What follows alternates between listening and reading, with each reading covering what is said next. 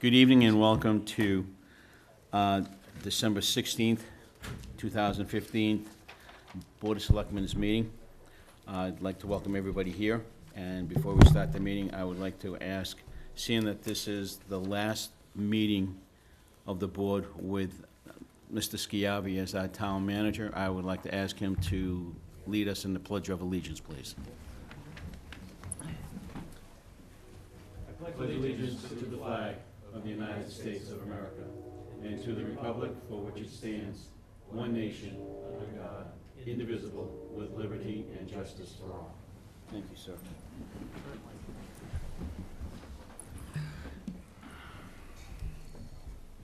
Good evening, everyone. Thanks for being here. What I would like to do is open up the meeting with citizens' participation, and I know that Mr. Hart is here specifically on a couple of issues, and Ed, if you'd like to come up and... Thank you. Ed Hart, Nancy Drive. As I'm sure you all know, the Cadillac paint cleanup, the EPA part of it is completed. And I was driving by the other day and I noticed that there's a door that they removed on the Nancy Drive side of the manufacturing building. There's 3 openings to the building now. There's one on Nancy Drive, there's one on Elliott Street, and then there's a large, about 8 by 10 overhead door that was removed in the back that you can't see from the street. And because it's so dangerous inside and it's very dark, I thought it might be in the town's best interest to find a way to close those up. And if you want, I'll go over and take a look at it and come up with an idea, maybe even a cost estimate. But I think that the door on the Elliott Street can probably be secured from inside. But the one on Nancy Drive has been removed. The EPA took it off, and there may be a reason why. But that can probably be covered up with a sheet of 3/4-inch CDX plywood or something. But because it's a metal building, it'll have to be bolted to it, so I have to take a look at it and see how to do it. But the other one is about 8 by 10. It's an old overhead door that's been completely removed. And that makes the building completely open. You know, the other buildings, there's some safety hazard because of they're falling apart, but the only one that really is a attractive nuisance to children, say, in the neighborhood would be the manufacturing building. And there is a second floor where somebody could fall about 12 feet onto concrete and get hurt. So I just want to let you folks know about that. And if you want, I'll go over and take a look at it, measure it out, and come up with it, see if I can come up with an idea. Okay. Or if not, if maybe somebody from the town could go over and take a look at it. Tony, do you have any?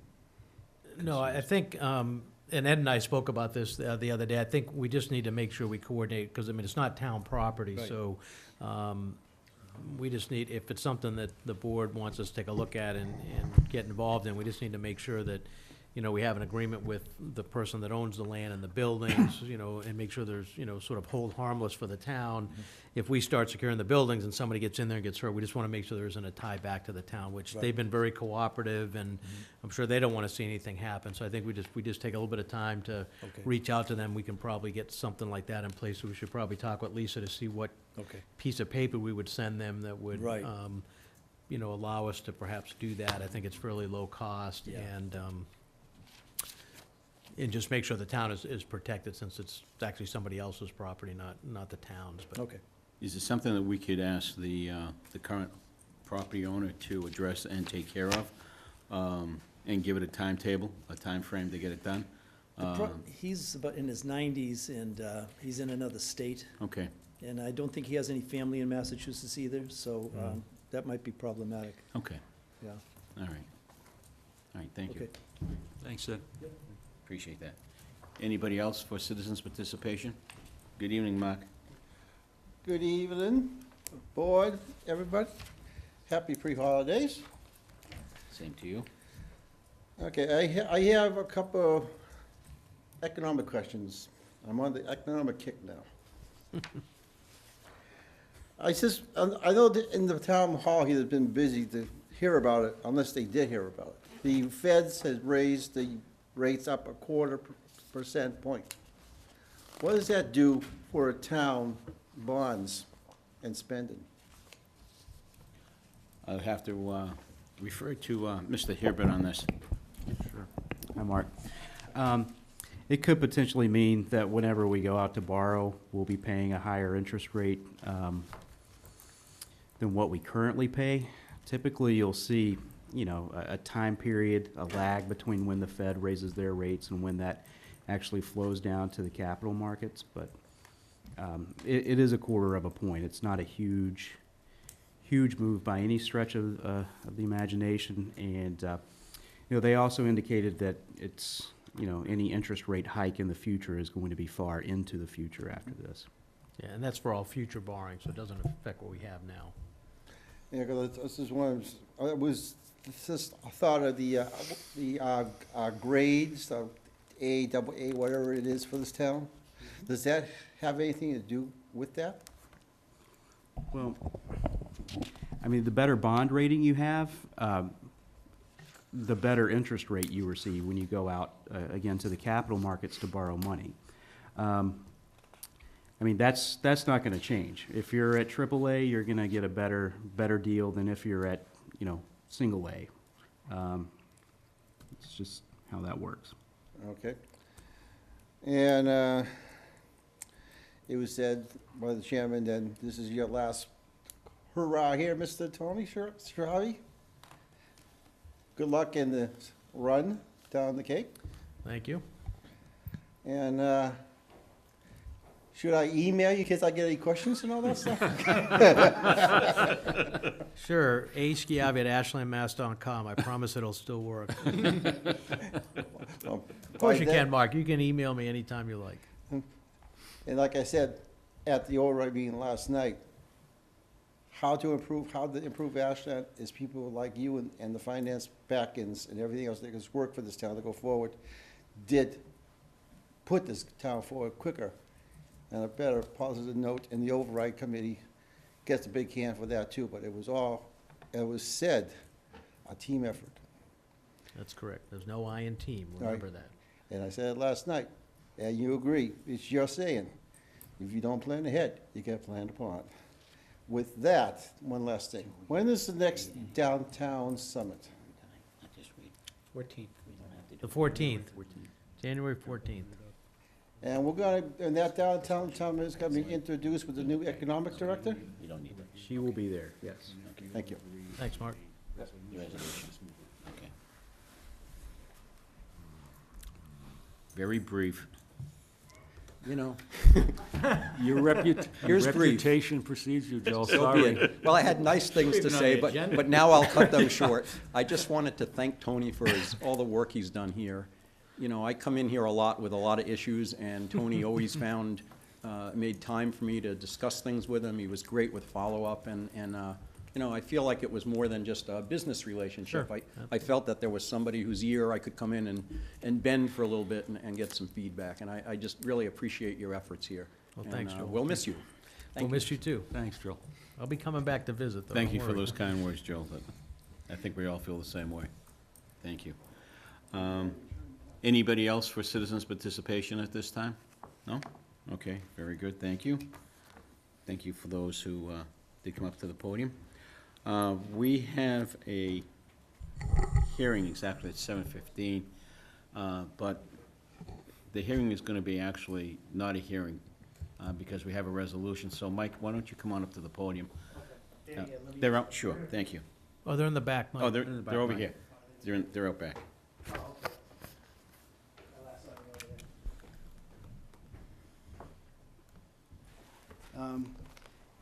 As you know, there was a hearing scheduled for tonight on the renewal of Fusion's license. As you know, back in April 15th of this year, this board voted to revoke the license. That went to a trial before the ABCC, which overturned the revocation, and it's currently on appeal in the Woburn Superior Court. There's also an appeal trial before the ABCC on the suspension that this board issued on April 1st, 2 weeks before the revocation. So tonight, as a separate matter, this board had sent notice to Fusion stating that they were going to have a hearing to consider whether or not there was just cause under Chapter 138, Section 16A, to reject the renewal application. Since that time, I've been in extensive discussion with their attorney, Michael Boza. It appears that they may have a buyer for the property and somebody who might want to buy the business. So we've entered into a written agreement, and we've gone back and forth over this. basically, which would, the board would agree to renew the license, but Fusion would agree not to utilize it or serve any alcohol at the premises for the next following year. That would give them a year to try to market and sell the license. I believe there's a prospective buyer, he's here. There's no need for him to speak tonight, but it looks like they're moving forward. I think there's actually an asset purchase agreement that's been signed, and I would expect that you guys will have an application to transfer the license to the prospective buyer, probably within the next month or so. So this agreement would allow that to take place. I don't know if anybody has any questions. The only question that I have, Mike, and I know that I had asked this earlier, I just want to make sure that we don't get sandbagged into an agreement that, yeah, we're gonna sell it to somebody, but it's actually somebody that was in the family or a member of the family, even an extended family. And I know that there wasn't any wording in here, but now I understand that there is wording in this agreement. And I just want to confirm that the current owners agree to this and they're willing to move on with that. Is that correct? Yeah, I was in contact with them this afternoon. They're fine with it. They don't have any objection. They've actually reviewed the agreement. They've indicated to me that, you know, if the board is inclined to enter into this agreement, that they'll sign it tonight if necessary.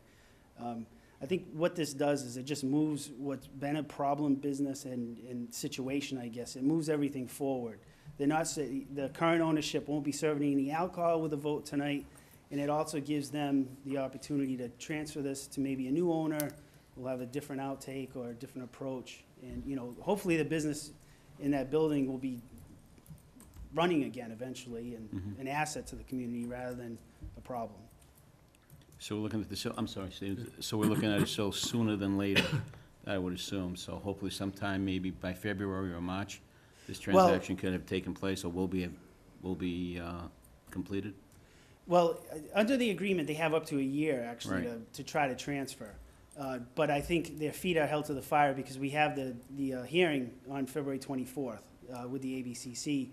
And I mean, I think it's in everybody's best interest to try to get that application to transfer into you guys, you know, Prior to. early January. So Okay. that you have time to look it over and vote on it. And if the transfer is allowed, all these other appeals and the legal expenses and everything that go with them, that all washes away.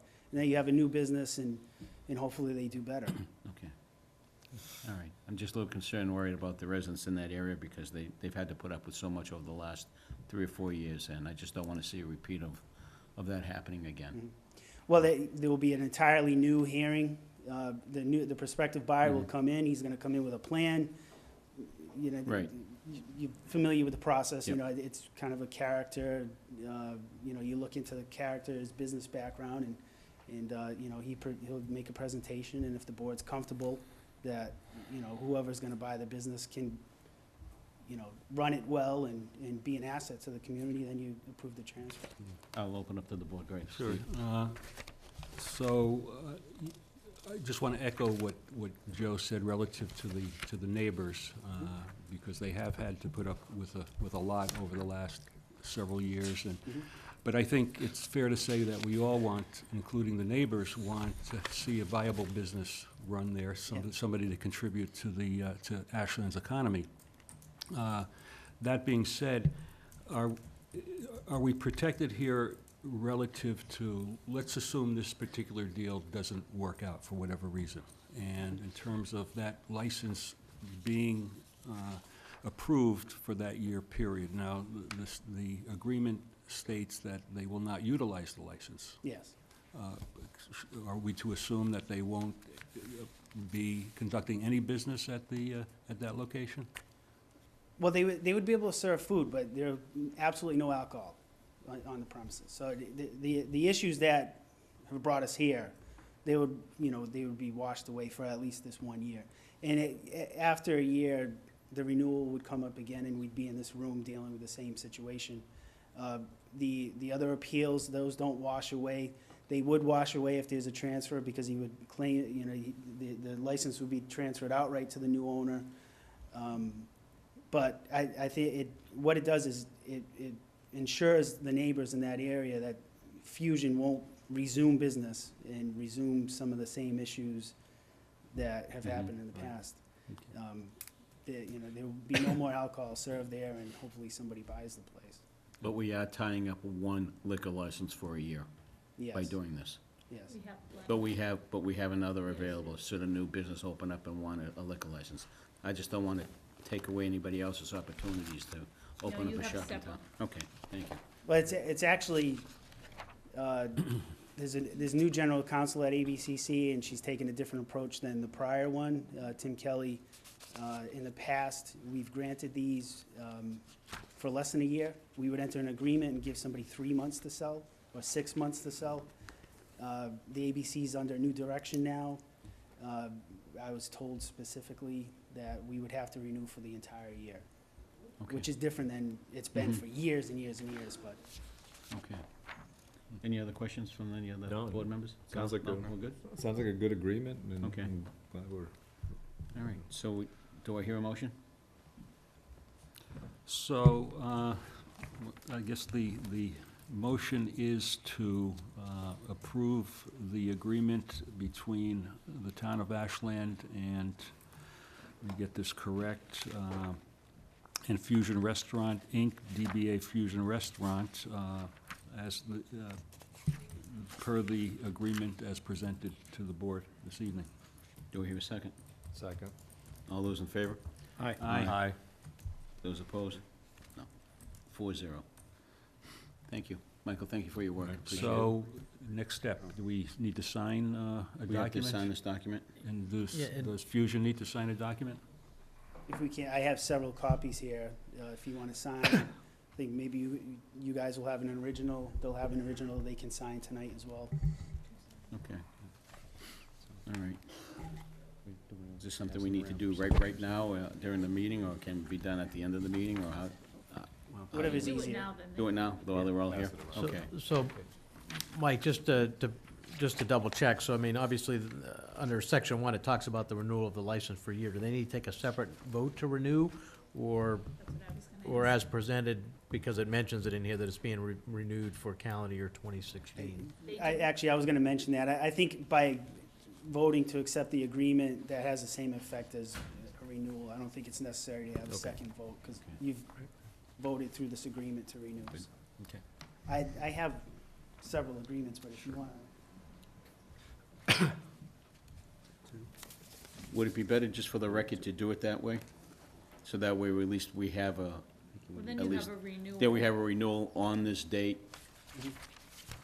Even though it's in the agreement, I would Yes. feel more comfortable and more of a clean process to take a separate vote on this. So that way Okay. we have it in our minutes of the meeting, so that it was done on this date. And without having if to- there's a motion, then I would just say, subject to the terms of this agreement. Just Okay. add that in. Okay. Okay. So I move that the Board of Selectmen approve the renewal of the all alcohol license to Fusion Restaurant, Inc., subject to the terms of the agreement that we're currently signing. Do I hear I'll a second? that, sure. All those in favor? Aye. Aye. Those opposed? Good. Thank you.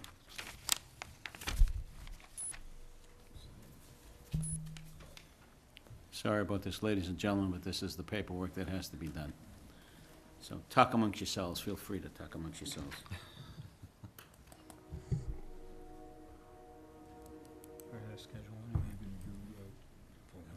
Yeah, Yes. looks nice, huh? There you are.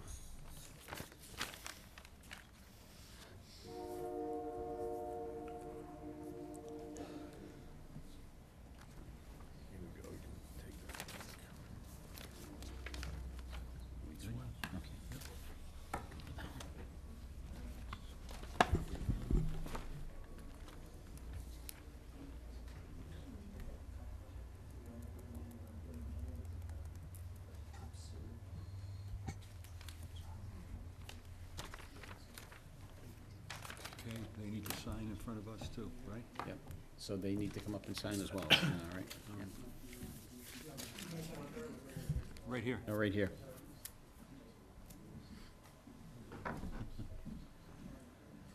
On television, yeah. Just for the folks that are waiting and that are sitting out in the audience, we do have a program change. We're gonna be taking some things out of order, because I think it's only fair and fitting and not to have somebody have to sit and wait throughout the entire meeting for an appointment to be made. So prior to the FEMA hazardous mitigation briefing, we're gonna go to town manager appointments, and I'll ask, when the time comes, I'll ask Chief Scott Boothby to come up and make his recommendation along with Tony Schiavi, town manager, with respect to a new employee that Great. we look forward to having and replacing, so. we're Well, all thank set. you, Michael, thank you very much. Appreciate all your work, sir. Thank you again. Thank you. Thank you, Joe. While Chief Boothby and Evelyn come up to the podium, Paula Polino, who longtime administrative assistant to the fire department, retired at the end of November. The chief went out to advertise for an executive assistant. We got a number of applications. I believe they interviewed 4 individuals for the position, and Evelyn Corbett rise to the top. So tonight, we have the chief and Evelyn here to be introduced for an appointment, and we're looking to try to start her on December 28th, so I'll be asking to waive the 15-day waiting period. It's only a couple days short of that as it is. But Chief, I'll turn the mic over to you to introduce Evelyn and give us a little bit of her background, and if she wants to say a few words. Sure, no problem. Thank you. Good evening.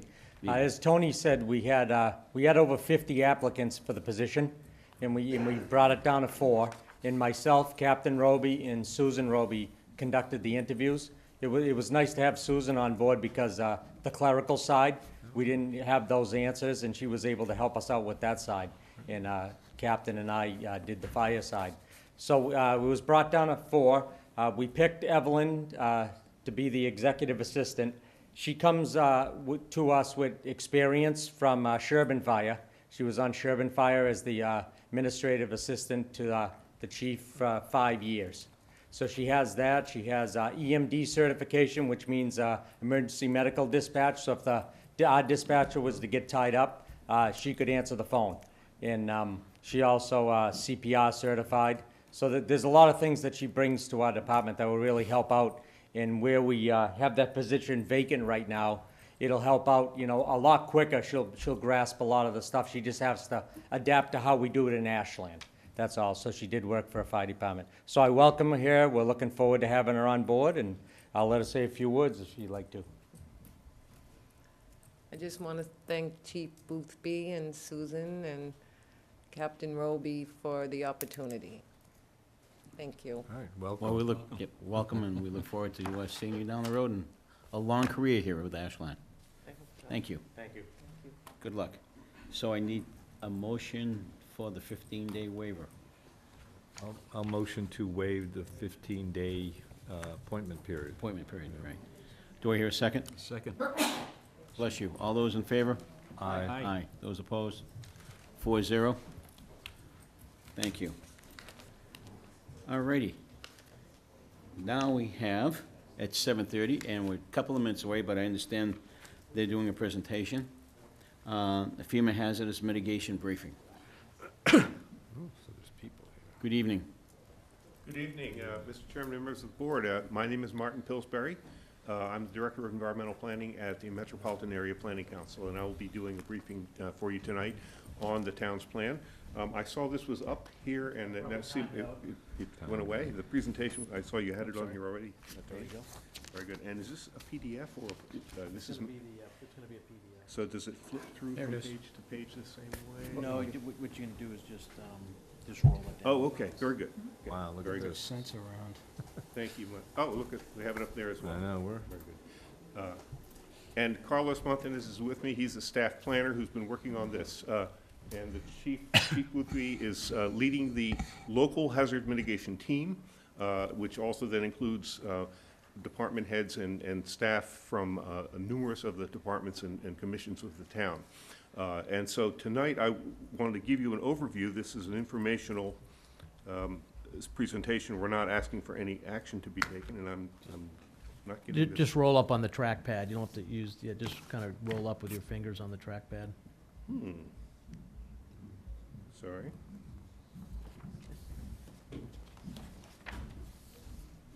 You made it work, but it didn't work for me. Just use you have to use two fingers. Oh. No, that's to blow it up, yeah. So just roll with your fingers. Okay. Two fingers. 2 fingers, very There you good. go. Thank you, sir. Smarter than we. So, why is Ashland doing this plan? This is part of a federal initiative throughout the whole country, led by the Federal Emergency Management Agency, under the auspices of the Hazard Mitigation Act of the year 2000. And under that program, FEMA is encouraging cities and towns throughout the entire country to adopt local hazard mitigation plans to better prepare communities for natural hazards. Ashland's first plan was done back in, or approved by FEMA back in 2008, and in fact, MAPC worked with the town at that time. And what we're now doing is an update to this plan, because these plans need to be renewed and updated. There's a lot of information in these plans that ages in place, and you want to take into account changing situations, et cetera, so these plans need to be updated on a periodic basis. Once this plan is updated, the town will be meeting FEMA's requirements to be able to be eligible for hazard mitigation grants under the FEMA program. So that's another aspect of this. And let's see if I got this right. I'm sorry. I'm not getting this right. Yeah, sorry, Tony. It's okay, I failed the My computer ABA, too. doesn't work this way. That's okay. Yeah. There's always- Let me, bear with me for a second here. Let's do this.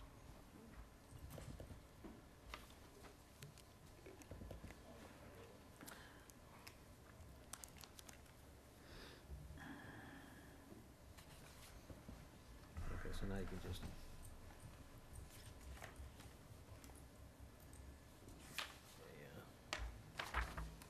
There you go. All right, which slide now? So just hit the space bar. you'll be all Okay, set. very good.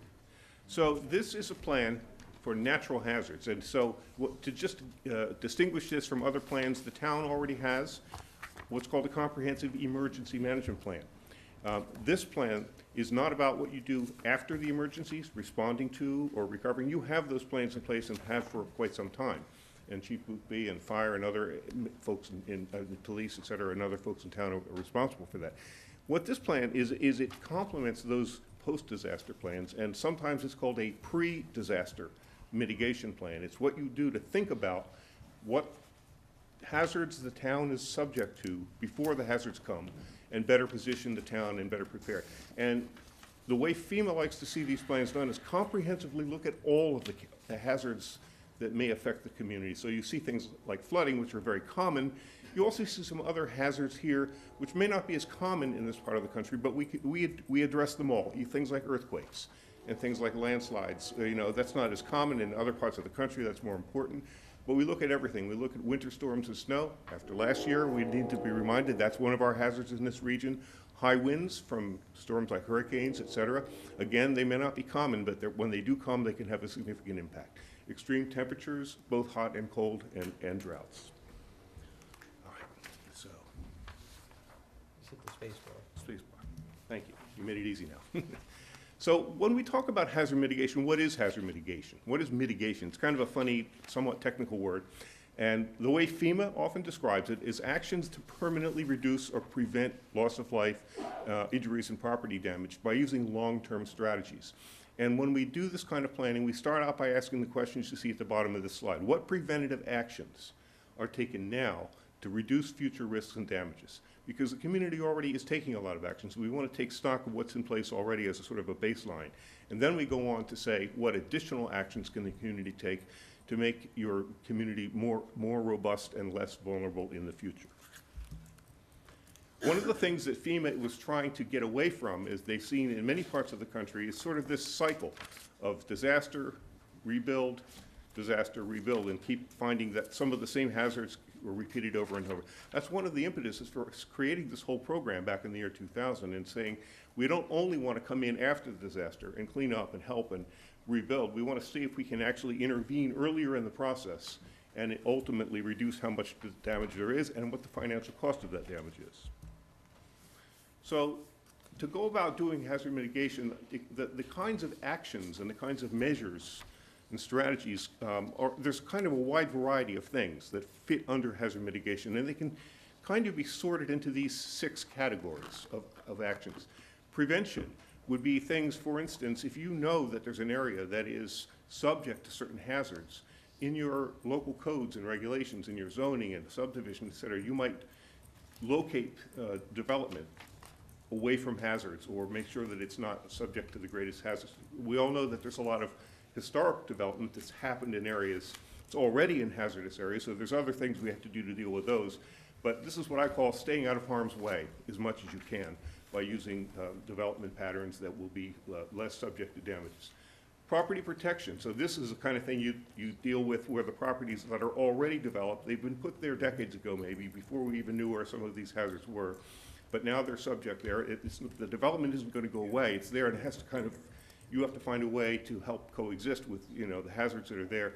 So, you know, simple examples along the coastal areas and even along some river areas subject to flooding, elevating buildings, if you know they're in a floodplain, for areas subject to high winds, changing the wind resistance to the construction types and shutters and that sort of thing. So there's different things, even just removing or moving and elevating the utilities and the mechanicals within the building, even if you don't elevate the whole building. Sometimes we typically put all the way at the lowest point in a building, you know, the furnace and the junction box and all of that. Sometimes that's the part that floods, just the basement.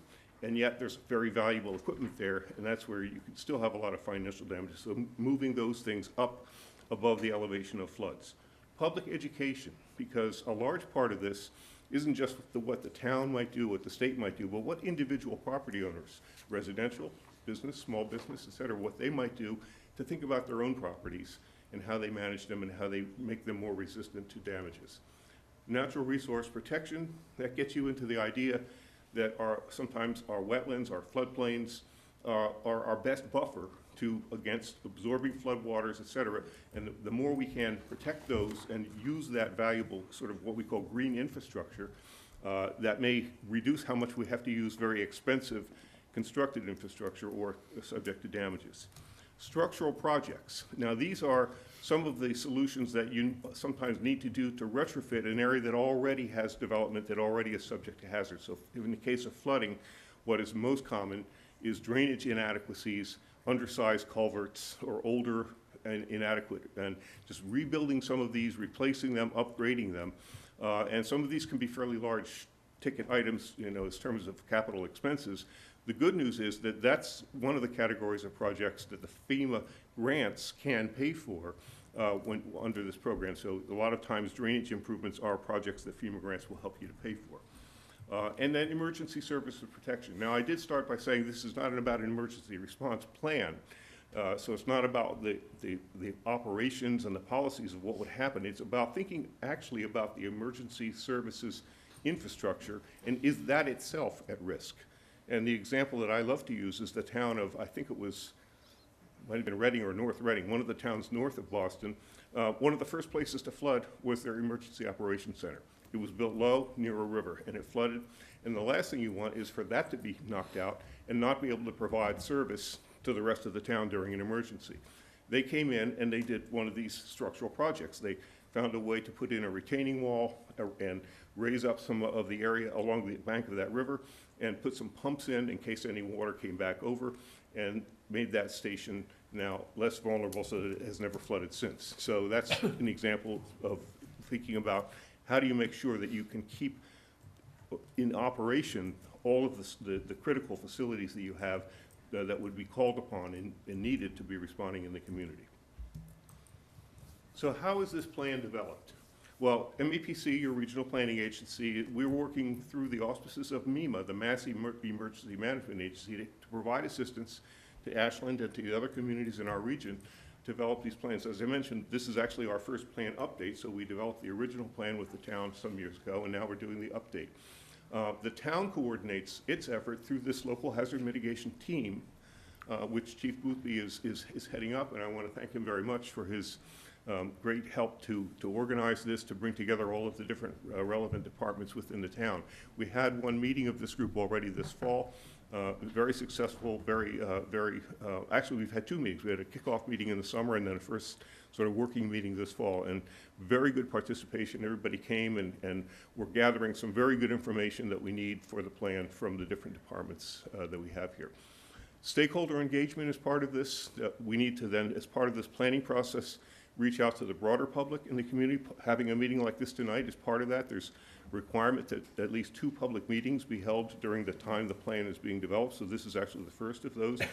The second public meeting would be held at the point when we're near the end of the process and we have a draft plan in hand, but before we submit it, to let the public see that plan and have an opportunity for comments.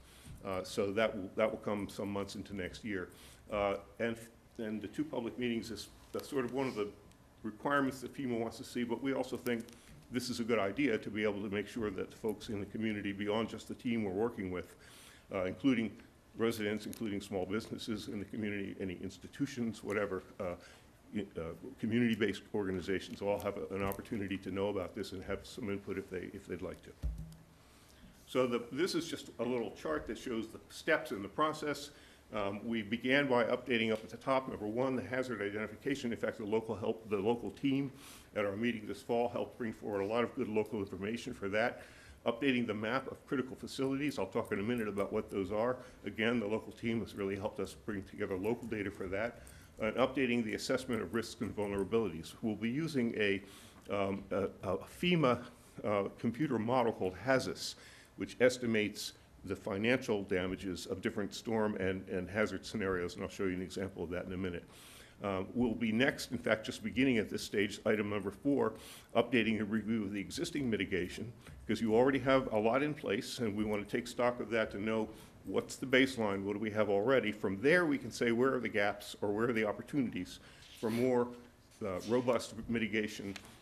Based on that, we'll come up with an updating, a prioritizing sort of recommended new mitigation measures, and we'll put together a final plan that will then be sent into MEMA and FEMA for their review. So that's the overall process that we're about partway through at this point. The hazard identification and mapping. So all of this project, there's a lot of maps involved. We use our GIS. We interface where the town has GIS data to bring that into it.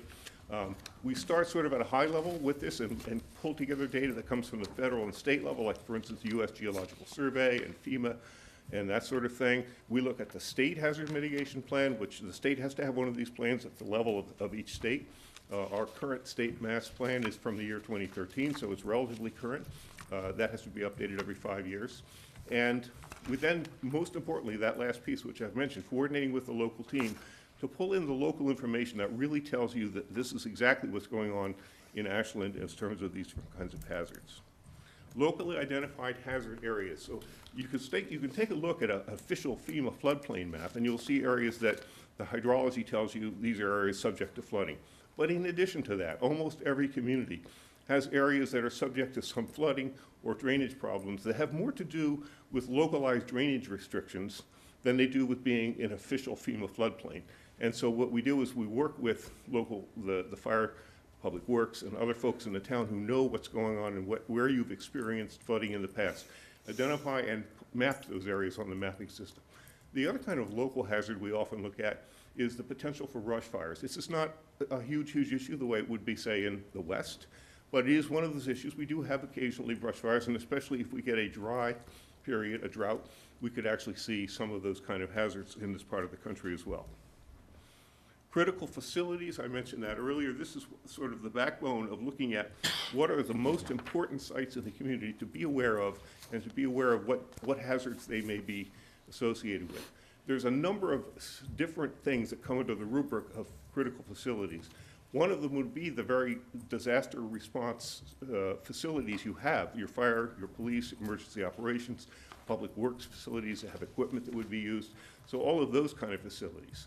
Then there's a whole separate category of sites that require assistance rather than sites that would provide assistance. Sites that require assistance because of vulnerable populations, the elderly, say there's elderly housing, nursing homes, daycare centers, and schools for children, et cetera. So looking at places that you'd want to be aware of if there was an emergency and you needed to know where all the most critical facilities were. The last would be infrastructure, things like dams, pump stations, communications equipment. So all of those together are in this inventory that the community helps us put together. And you see there the list, they're listed out, and they're all on the map that show you the sites. Then when they're on the map, we can line them up with which ones are in the flood hazard areas, which ones are in areas of high winds, et cetera, et cetera. We can match up the hazards with the sites. I mentioned a minute ago the assessment of potential financial damages that's done through a FEMA computer model called HAZUS, H-A-Z-U-S, which I guess is an acronym for Hazard US. And this model basically takes different scenarios. We ran the model for 2 hurricane scenarios, so sort of a lesser and a greater scenario. 2 and 4 are the same for earthquakes, 5 and 7, and also the same for flooding, where we'd have either 10% or 50% damages. And the model that gives you an overarching number. This isn't telling you exactly which, at a site-specific level, it's giving you a kind of a summing up of how much the magnitude. Now, I always say it's a model, so don't go to the bank with that exact number, but it gives you a good order of magnitude feel. And you can see there's a very large difference between if you get a Category 2 hurricane or a Category 4. Now, truth in advertising, we've never had a Category 4 hurricane in New England. We've had a 3, I think, or maybe once or twice, and it's not too likely. But we sort of put that in to bracket this as a worst end. 2s, we've had a number of hurricanes that are Category 2. Typically, communities that are right on the coast may be harder hit, but we've seen some of these storms that have come inland, Irene, et cetera, and have affected inland areas quite as well, because it's often more the wind than it is even the rain that causes most of the damage with hurricanes. Likewise, with earthquakes, these are magnitudes that we typically wouldn't really expect to get in New England, so these are kind of worst-case types of scenarios. But just to give you an idea of the financial implications, potentially, of some of these larger events. So that gets us to the mitigation strategies. That's the heart of the plan. What we need to do in this update is to go back and look at the mitigation strategies that were in the last plan, see where are the gaps, and what further actions today, looking at it in the year 2015, given today's circumstances and today's regulations, et cetera, how would we revisit these and revise these to keep them fresh and keep them relevant and useful for the town today? Just to give you a flavor, this is kind of a punch list of some of the existing mitigation measures grouped by the hazard type. And there's many different things that are in there. So the town, and also some of these are state level measures, the town and the state have a lot going on already dealing with in response to many of these hazards. So by far, it's not like you're starting from scratch or starting from nothing or dealing with any of these. So we take stock of what exists already. Based on that, we look for where are there opportunities for more mitigation measures. And the last plan identified a number of different, for instance, in flooding, you see on this list, flooding issues were mainly due to either to proximity to the floodplain or drainage infrastructure, like I mentioned, that may be actually separate from the floodplain, or in some cases around here, as I probably don't need to mention, a lot of beaver activity, which often could exacerbate flooding problems. So specific locations were identified. These were the locations that were identified in the last plan. And what we'll do now is we'll go back and revisit this with the local team, have some of these measures actually been completed since the last plan. If they have, we can say check and take them off. If they haven't, and many of these are long-term recommendations, they take a long time, they'll probably still be around in some cases. It's a chance for the town to revisit, do we still think that's an important priority? Do we want to change it in any way? And we can also sort of update the cost estimates. So those, and then are there some new and different mitigation measures that we didn't think of in the last plan that now we want to add to the list? So we'll basically refresh the list of recommendations, and that's really the heart of the plan, the recommended mitigation actions, and what the town wants to move with, looking ahead for roughly the next 5 years. So we're getting into the home stretch. I hope I'm not going too much over time. This is the planning process. Basically, next steps. We'll assist the town to update the existing measures, to review the status of the last measures recommended measures that were in the last plan, and to develop and prioritize new mitigation measures for this plan moving 5 years forward. Yes. And finally, then, in terms of how this plan gets reviewed and approved ultimately, once we have a draft plan and we've taken it to a final public meeting and had an opportunity for public comment, when the local team is satisfied that that draft plan reflects the conditions and the priorities of the town, it's all set to go, we will then submit it to MEMA, who will review it, and in turn, will submit it to FEMA. There's a two-stage review process. Both agencies get a bite at the apple of reviewing it. In each case, they may review it and give us some comments that we need to respond to, or some revisions that we need to do, which, if that's the case, we'll do that. Ultimately, then, once FEMA has the last say and the ultimate say in approving these, because it's under a FEMA program. Once FEMA approves the plan, says you've got everything in there that you need, they will issue to the town a formal statement called an approval pending adoption. And what that means is that it's all done except for one last step, and that will involve this board, and that is adopting the plan. And that's done by taking a vote to say, literally a one-page certificate or a sort of resolution, you know, we hereby adopt this plan. It's sort of a standard format. You've probably seen these kinds of resolutions before. But FEMA just wants to know that the plan came through the process and that it had and that the governing body of the community actually is, you know, aware of and adopts the plan. Not that just, you know, a few different boards got together on their own and did a good plan. Maybe it's good, but and submitted. They want to know that it actually has the official approval of the community. And once you have that certificate of adoption sent back to FEMA, they'll issue the formal letter of approval, and that plan will now be good for the next 5 years. During that 5 years, you'll be eligible for the FEMA mitigation grants, which could pay for some of these kind of drainage and other mitigation projects I was talking about. What did I say pay for? I should mention, truth in advertising again, all FEMA grants provide 75% of the cost. There is a 25% match, but they will pay for the lion's share of the cost of those projects. That's it in a nutshell, I guess. Any questions? Open up to the board. Gentlemen, have any questions, concerns, comments? How long is this process? What's the timeline? We're aiming to have something submitted to FEMA by September. So we still have to go through several, we're about approaching halfway through the process at this point.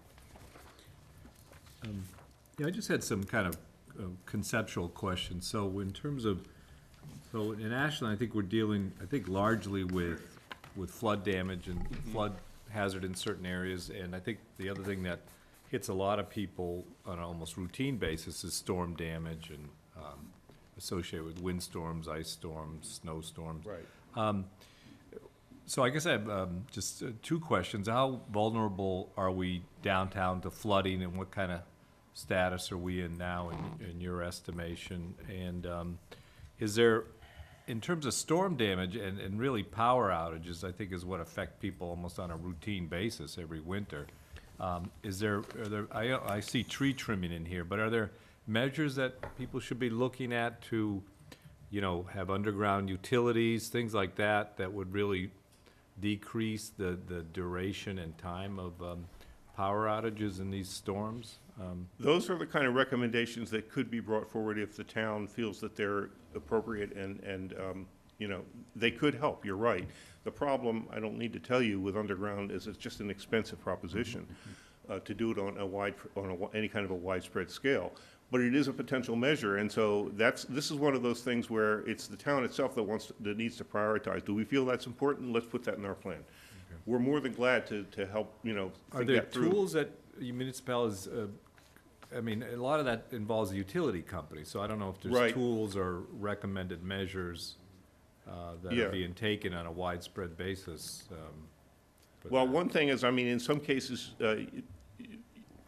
you could be thinking about adding underground as you have new development. Which I think we do, right? You know, it's pretty so, standard. I mean, but then the problem is you have a lot of existing development that's been here a long time, Right. and retrofitting that's what would be really expensive. Retrofitting where you haven't had it already.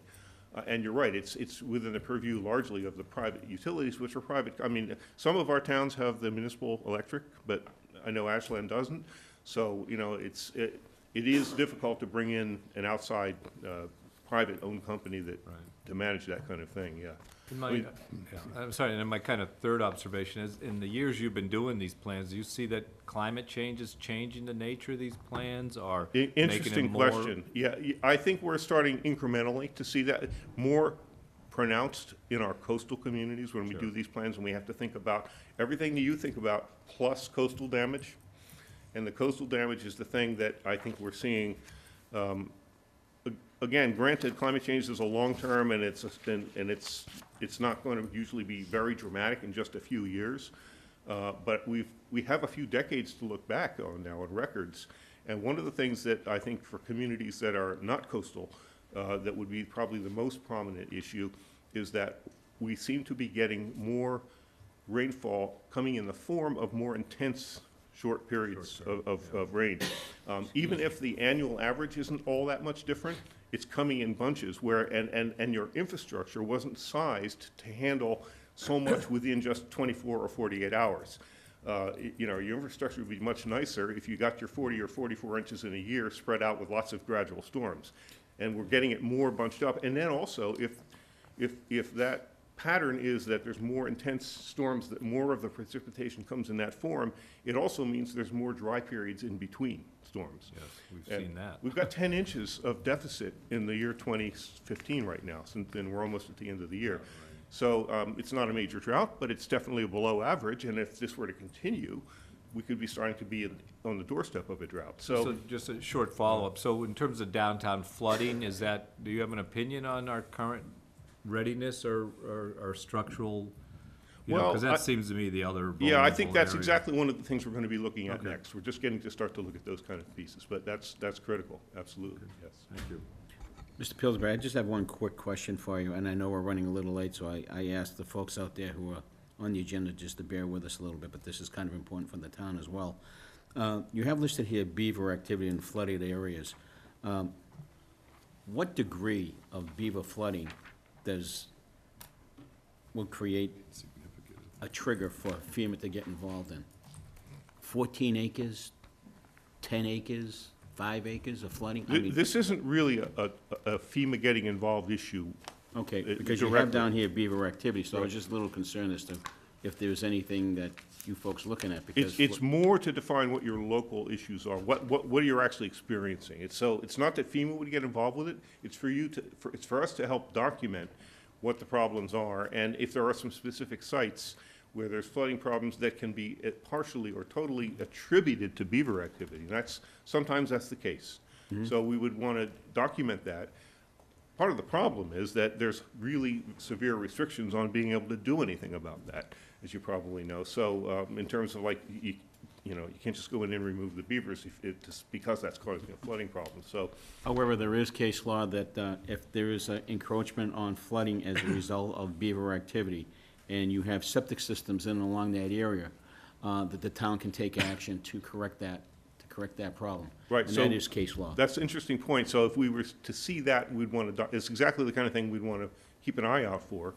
And if we were to see that situation, then that would be documented in the plan, and that would give you something to work with. Okay, Yeah. so I would suggest that maybe locations for recommendation would be the Sudbury River as a whole, because that's where the activity is going, and it's, not just Ashland, but it's a Metro West area with Hockington experiencing the same, and Southborough It really experiencing is. as I well. mean, we've been doing these plans in your neighboring towns and finding the same problem, in some of the towns and more severely than here even. That's right. All right, thank you very much, I appreciate that. Any other questions or comments? Thank you very much, sir. Thank you for your time. Thank you for your presentation.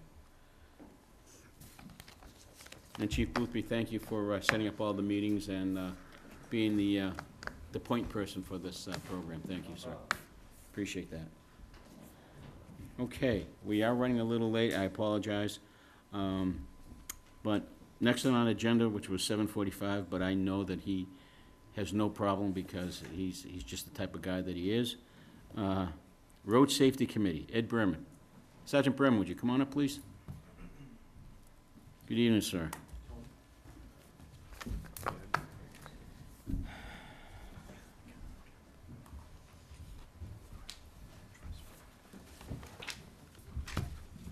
Is this new, Ed? I'd add like an extra couple. Oh, okay. Just so you can just get some ideas. We saw the Framingham Thank you. example. Okay. More of the same. More trees, thanks. Thank you. No problem.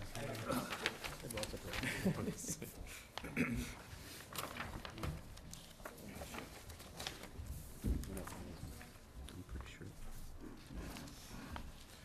You all set, sir? Go ahead. So I'm here to talk about hopefully a formation of a new committee in town, the Roadway Traffic Safety Committee. The goal of this committee would be a fielding house for resident complaints, whether in regards to any kind of traffic safety issues, crosswalks, signal lights, signage, street lights. And it would be my goal would be to form this committee would be a representative from multiple departments that would meet regularly. Police department, fire department, DPW, planning. Hopefully have a couple of residents on the committee, someone from the Board of Selectmen. This way, when a resident, for example, needs to have a sign put on their street, they would write a letter to this committee. The committee would then, as we get a few letters in, the committee would schedule a meeting. We would meet, review the letter, and kind of come up with an idea. Number one, can the town afford it? Do we need to do an engineering study? Is it warranted? And this way, I think residents would be get less frustrated. Right now, what happens is a resident might call the police department for a sign, and we say, no, call DPW. DPW says, no, call the Board of Selectmen. I think they kind of get a runaround. When I was in Framingham, we had a committee like this, and it was very effective. Everything got fielded to one place, and it also helped the town plan for the future. We can look at different things, like, for example, for some infrastructure upgrades. Are we going to be looking in the next 5 years to upgrade any of our signals? Different things like that to get things on other agendas for CIC or for the town budget for things that we might need. Another example, I met with a resident a couple of weeks ago about a crosswalk issue. And then I realized as I was looking at it, the crosswalk should not even really be there. There is not enough sight distance. So again, we'd have to get engineering involved to help us with a lot of these projects. Speed complaints, we can deploy the stealth radar and get some statistics. So really have a committee that can work with some data and make more suggestions to the board and other committees. So I take this as, the committee would be an advisory type committee that would come back to the board with their recommendations of what should be done, and then the board would take a vote to approve it and then move on from there? Correct, and then Okay. we would keep an active flow sheet, because some projects might cost money that we might want plan to budget for like 3 years from now. But it just kind of keeps everything on the same page with roadway traffic and safety issues. Okay. Any other questions, Steve? Yeah, so just I guess a couple comments. I'm certainly in favor of this. Number one, I would ask for that you provide a full-blown charge of a committee, a recommendation as to, what members you think should be on there. Okay. Like, I see the list for Framingham. I'm sure it'll be something similar to that. So that would be number one. And I guess explain really kind of the flow, so folks know that, even though they might call the Board of Selectmen's office or they might call DPW, it's going to get channeled into this process here and evaluated accordingly, so. Right. I think one of our first charges as a town, we have to educate all of our own employees. When they get a call from a resident, now they have a place to actually funnel that resident to and explain our process. And we can have our process written out for every employee in the town. So again, I would ask that in preparation, let's say for our next Board of Selectmen's meeting, we have a document to review. Sure. So that we can evaluate it that way.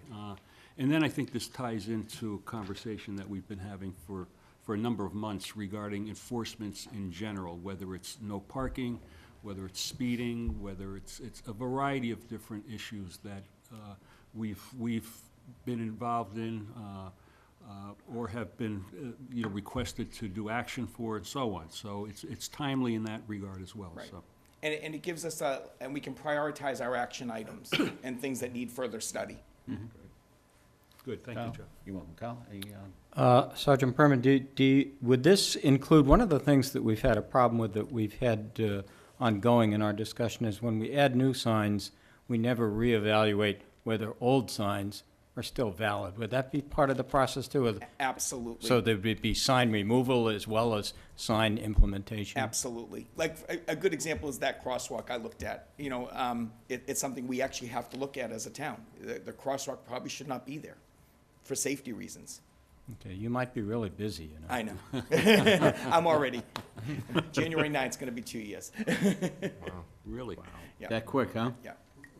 I see 30 on the horizon.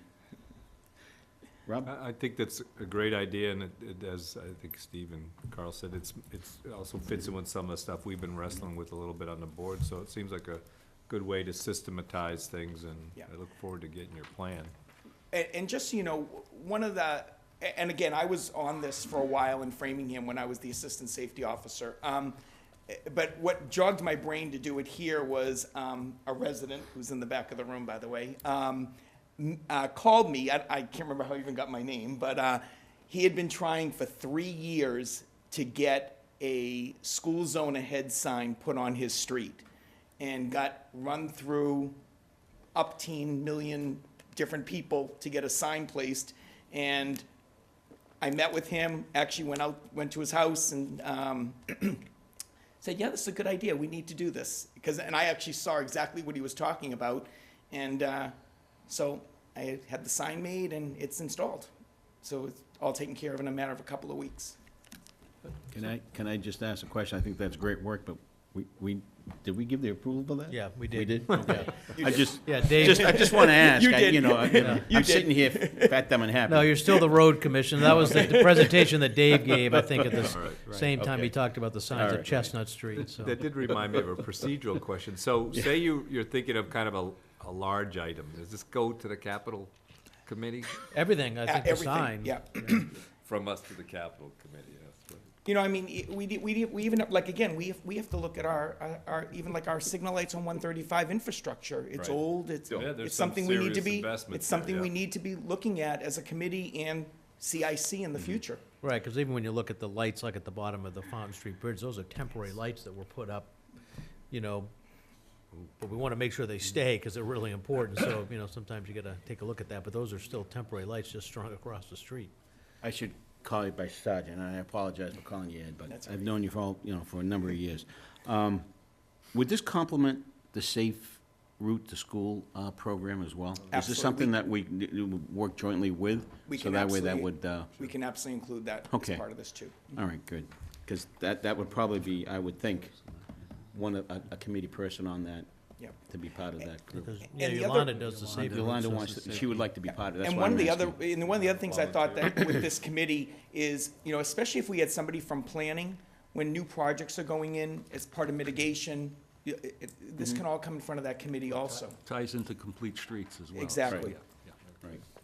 All right, good. Thank you, sir. You're welcome, thank you. Appreciate it. Thanks, And thank if you can get Sergeant. something a I little will bit put more, something together. something a little bit more Sure, formal for us, that would be great for our next meeting. sure. Thanks a lot. All right, very good. Thanks for bringing that up. All right. We're ready. Two, we're running a little late, and I apologize. We have an 8 o'clock appointment scheduled for Genzyme. And I know you folks are here. Come on up front, that would be great. Phil Mandera. Good evening. Good evening. How are you? Pass these out. I think we met, how many times have you run into here? Quite a few. Yeah, quite a few. Nice to see you. Thank you. Nice to see you again. Thank you, sir.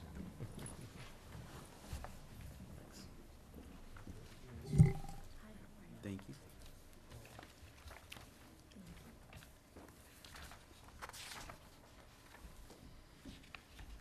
Okay, good evening. My name is Phil Madeira, and this is Kylene Simon, and we're actually not here representing Genzyme. So over the past number of years, we've been in partnership with the Genzyme Corporation to run the Boston Marathon as part of the Ashland team. And We're All- doing it on behalf of Running for Rare Diseases. so although that, on the surface, it looks like this was a partnership with Genzyme Corporation, what the reality is that we had this program underneath the Genzyme umbrella called Running for Rare Diseases, as Kai said. And Running for Rare Diseases is all about building a community around the rare disease community, raising money, raising awareness for the 7,000 rare diseases that are out there. And of course, people in the town of Ashland are afflicted with many of these rare diseases. And so over the past number of years, 2012 is when we started, we developed this partnership. And as you know, that partnership was Genzyme would make a donation to the town of Ashland. In exchange for that donation, we would take qualification waivers to provide to Genzyme employees to run the Boston Marathon. And what we did with those waivers was part of this Running for Rare Diseases program. So we used those waivers, we gave them to Genzyme employees, and we raised our own money for the rare disease community.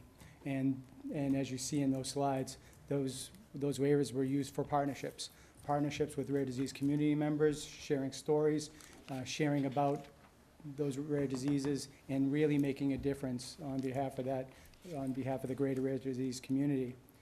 So where we are today is we're at a little bit of a transition because the Genzyme Corporation is starting to change. As you may know, we are a wholly owned subsidiary of Sanofi. And Sanofi is changing some things a little bit, and we're doing some reorganization, and we're going to become Sanofi Genzyme as of the first of the year. And in doing so, there's some reorganization and there's some cost constraints that are in the program. So Genzyme has decided that in 2016, they would no longer be able to fund what we know as the Genzyme Marathon Team or the Running for Rare Diseases program.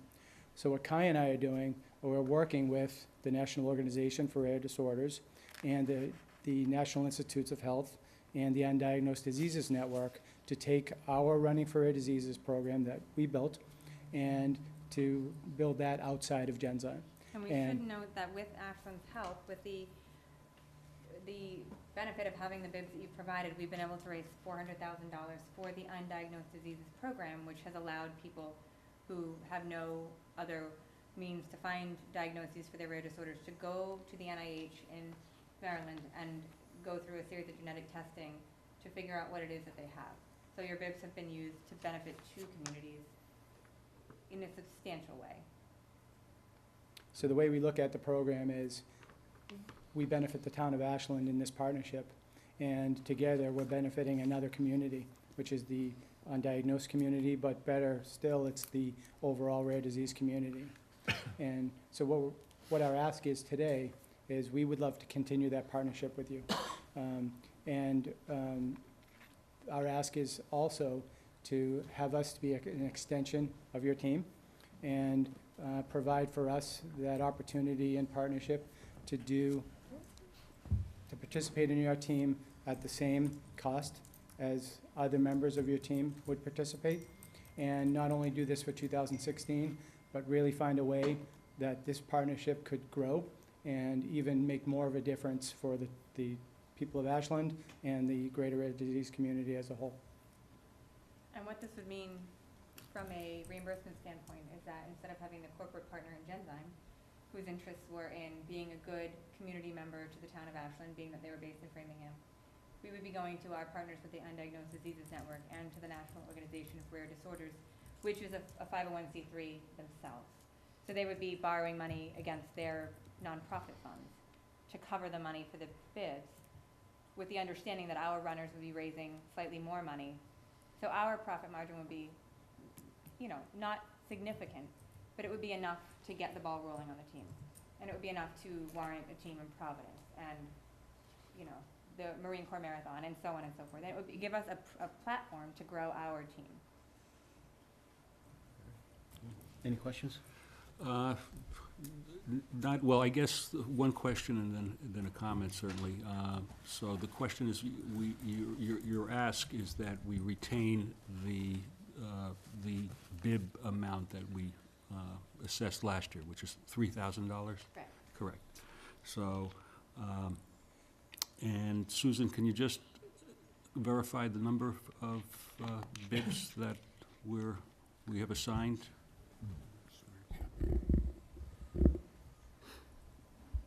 Sure, so what we received this year was 22. We have 10 that we had set aside for this Genzyme. use. Yeah, okay. And then we have 12 that we have assigned otherwise. Right, good, okay. So my comment really is that this has been, obviously a beneficial partnership for both of us. We recognize that certainly, and, it's allowed us to fund a lot of great community projects here as well. So it's very important certainly to the board to continue that, but I think you've been very articulate with your representation of your organization as well and what you're trying to do. So, you know, I would certainly be amenable to, you know, revising our ask at this point, so. Okay.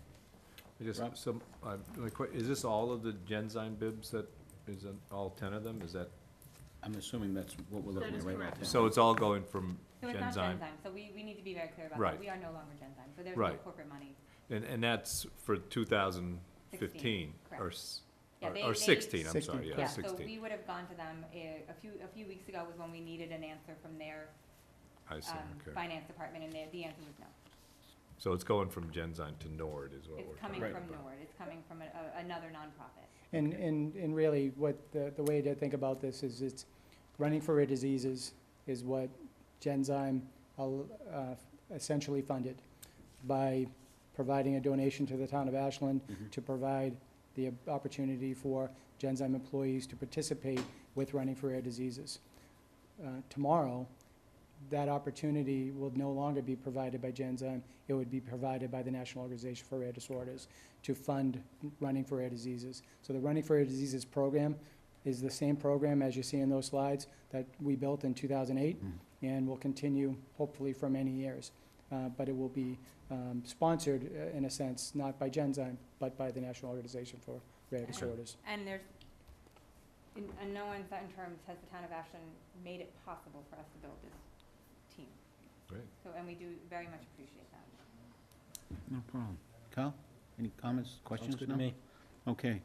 I'm assuming we would have to ask for a vote to change the I think so. the amount around. So do I hear a motion to? Sure. I move that we support the National Organization for Rare Diseases and their running of the Boston Marathon at the, with a number of 10 of our assigned numbers at a cost of $3,000 each.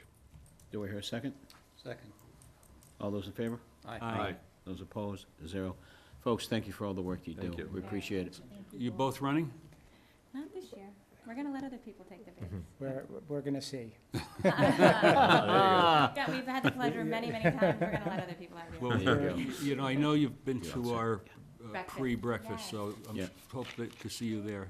We have, and I'll guarantee one of us will be there. If not, Okay, both of us good. will be there. Well, we'd like to see you Very both. busy.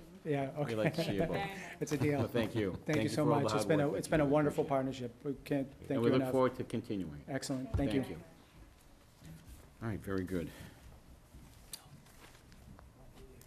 All righty. We're getting some things set up technically. Are you all set? You ready to rock and roll? It's all set, Joe. Just hit B, trust me. Just hit B. So let's just confirm something. Joel was scheduled to be on at 8:15. It's now 8:18, so that means he only has really, Yeah, we took 12 3 minutes. minutes. We only have 12 minutes to work with, Joe. Yeah, I don't see it. I don't think that's a bad idea. You like that idea? 12 minutes? The name of efficiency. Are you guys reducing this time? Let me tell you, this thing is a boat anchor. It's really, it's breaking on me. It better work now. I know, that's, You noticed he's not paying any attention no, to what he's we gonna just go said. for his Okay. 45 I just- minutes. Joel, you're wasting your wasting 15 valuable minutes time here, now, buddy. you know. I had them all set Talk up. among yourselves. That's okay. I know we don't have any minutes to accept, so we're doing pretty well. And no appointments for us either. No, Yeah. no. What about that Metro West Veterans? Is that, Tony. I didn't see Metro that. Veteran Service District. That was a new. Yeah, we make It's gonna be it- Michael. Yeah, It's gonna right. be Michael. So So as he's Yeah, getting you can do ready, it. we can do it But are now. we gonna appoint? That's what. As Joel's getting ready, we're gonna go down to the town managers, no, I'm sorry, Selectmen's appointments and Metro West Veteran Service District Board of Directors. And this is a Selectmen's appointment, and Mike Herbert is gonna be taking Tony's place as a result Oh, that's of why there was Tony's no- leaving, so. I wanna see a resume. Where's all the, did you fill out a talent bank? Oh, man. I told him to. The second person asked me that today. I was the phone. So, do I hear a motion to approve Mike Herbert to be the town's representative for the Metro West Veteran Service District Board of Directors? Effective 4 January. I'll make that motion. For January? For January. For January, starting in January. Start in January. I'll make that motion to appoint Michael Herbert to the Metro West Veterans Service District Board of Directors. Second. Effective. Effective January. 2016. 2016. January 4th, right, 2016. Do I have to say January 4th, 2016? If we're going to be correct, we need to do that. I know. World history. That'll be the last time we let you do a motion. I know. Thankfully. All those in favor? Aye. Aye. All those opposed? 4-0. Congratulations, Michael. Thanks. That'll be another night out of the house. Okay. I could probably get that. Yep. Wait for a few seconds. We're good. Everyone are all set?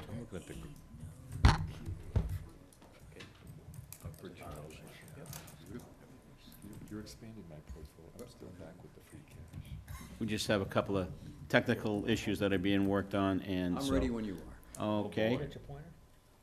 Okay, now it's now 8:20, so you have roughly 11 and a half minutes. Gonna do it in 3. I'm only kidding, Joe. Go right ahead, Joe, you're ready to go. Thank you. Okay, I'm Joel Arbeitman. I'm the chair of the Ashland Upper Charles Trail Committee. And I just want to introduce, we have 2 of our members here. Tony Lewis is on our committee, and David Rosenblum. We have 6 other very hard-working members. The You committee actually have was- 3 other members here tonight. We do. My apologies. And Dan. some guy named Rob Shearer is on the committee. Now you're down to 2.5 minutes. I know, I appreciate More than see that- 17 I'm not, he meetings. can't take off of my time there. Okay, so, let's see if I can, okay, there we go. So the Upper Charles Trail is planned to be, when it's finished, a 30-mile-long trail that runs through 5 communities that are listed up here. I won't read them all. This is, what's great about this is that this is a regional project with not just Ashland, but 4 other towns. We're all working together. Each town has its unique challenges and opportunities, and it's been a very rewarding experience working over the town line and also within Ashland with the committee. When the trail is finished in Ashland, we hope to have the main line of the trail, starting at Hopkinton and going to Sherborne, 7.1 miles worth of trail. And there'll be a couple of other spurs to access key points in Ashland, such as the train station and downtown and so on, and numerous other places. I'm just going to move along here. Okay, on this slide here, I had an opportunity to do a walk-in on part of the area that we're hoping to put a trail, and I was stunned that something this beautiful existed in Ashland. I had never been out here before. I'll tell you where it is. Some may know it. And I think that what the trail can bring to Ashland is exposing our residents to the beauty of this town. I mean, most of us spend our time, driving on 135 or driving up 126, and we really don't see some of the natural beauty of the town, which is truly, it's just unbelievable. So here's an example of one of these. This is on something referred to as the Dyke Trail. It's right off Route 126. It's not too far from Market Basket, and it connects over to the Sherborne town line.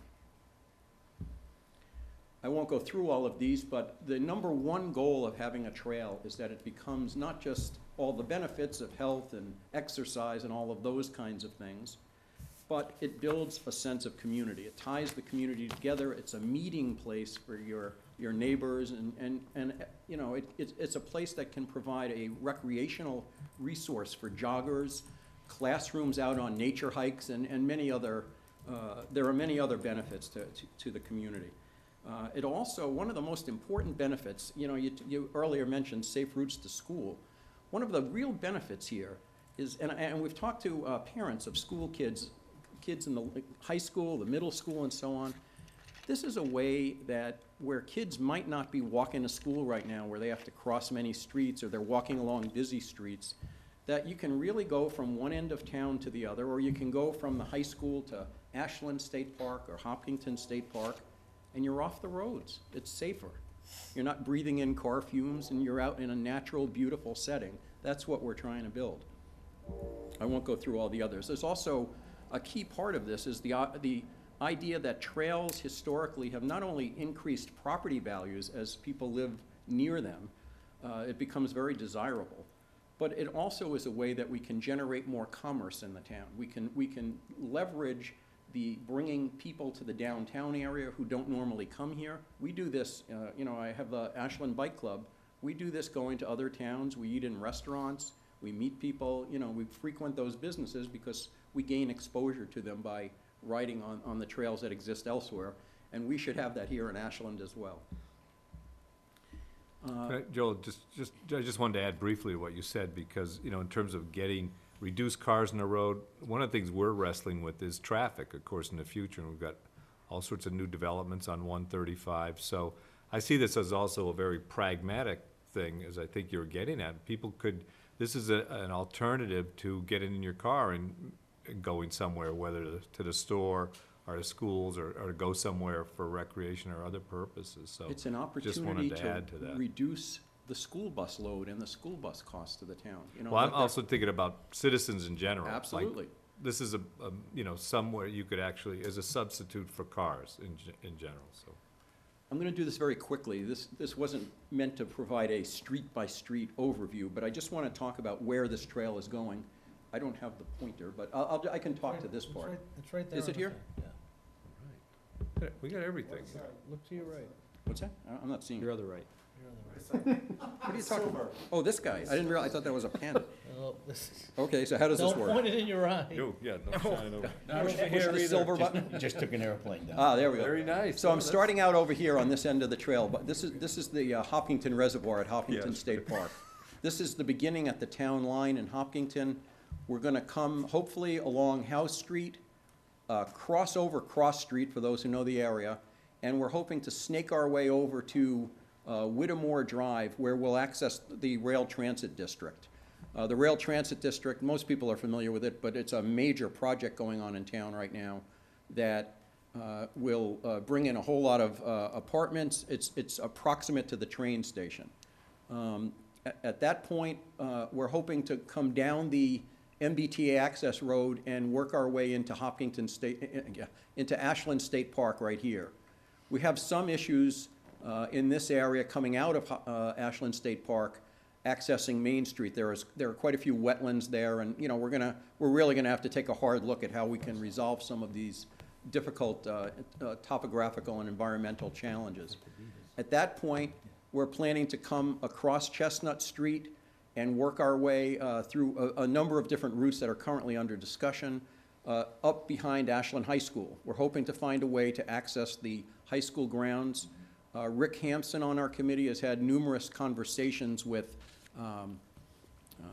Eric Heiderman, the facilities manager for the town, and we've had some discussions about this with the school committee and received very preliminary but very positive feedback. They're eager to see if we can find a good way to provide access to students so that they can go both to and from the school. Coming out of the school, we're hoping to work our way down along what currently is an N-Star or Eversource utility easement down to Cedar Street, and then work our way, I won't go into all the details here, but work our way behind, in the general area behind Market Basket, at which point we would be crossing 126 and come out onto what's called the Dyke Trail right now, that we saw the picture of earlier that would take us over here to, this is the Sherborne line right here. So that's the basics of what we're envisioning for the trail. There are a couple of spurs on the trail that you'll see when we look at the rail transit district. I wanted to just give a quick overview of what the trail progress has been. We've been doing work, and a lot of work, not just in our committee meetings, but we've spent a lot of time walking different sections of the trail. We still have a few to go. We've met with other boards. We've had discussions with a little bit with some of the Concom people.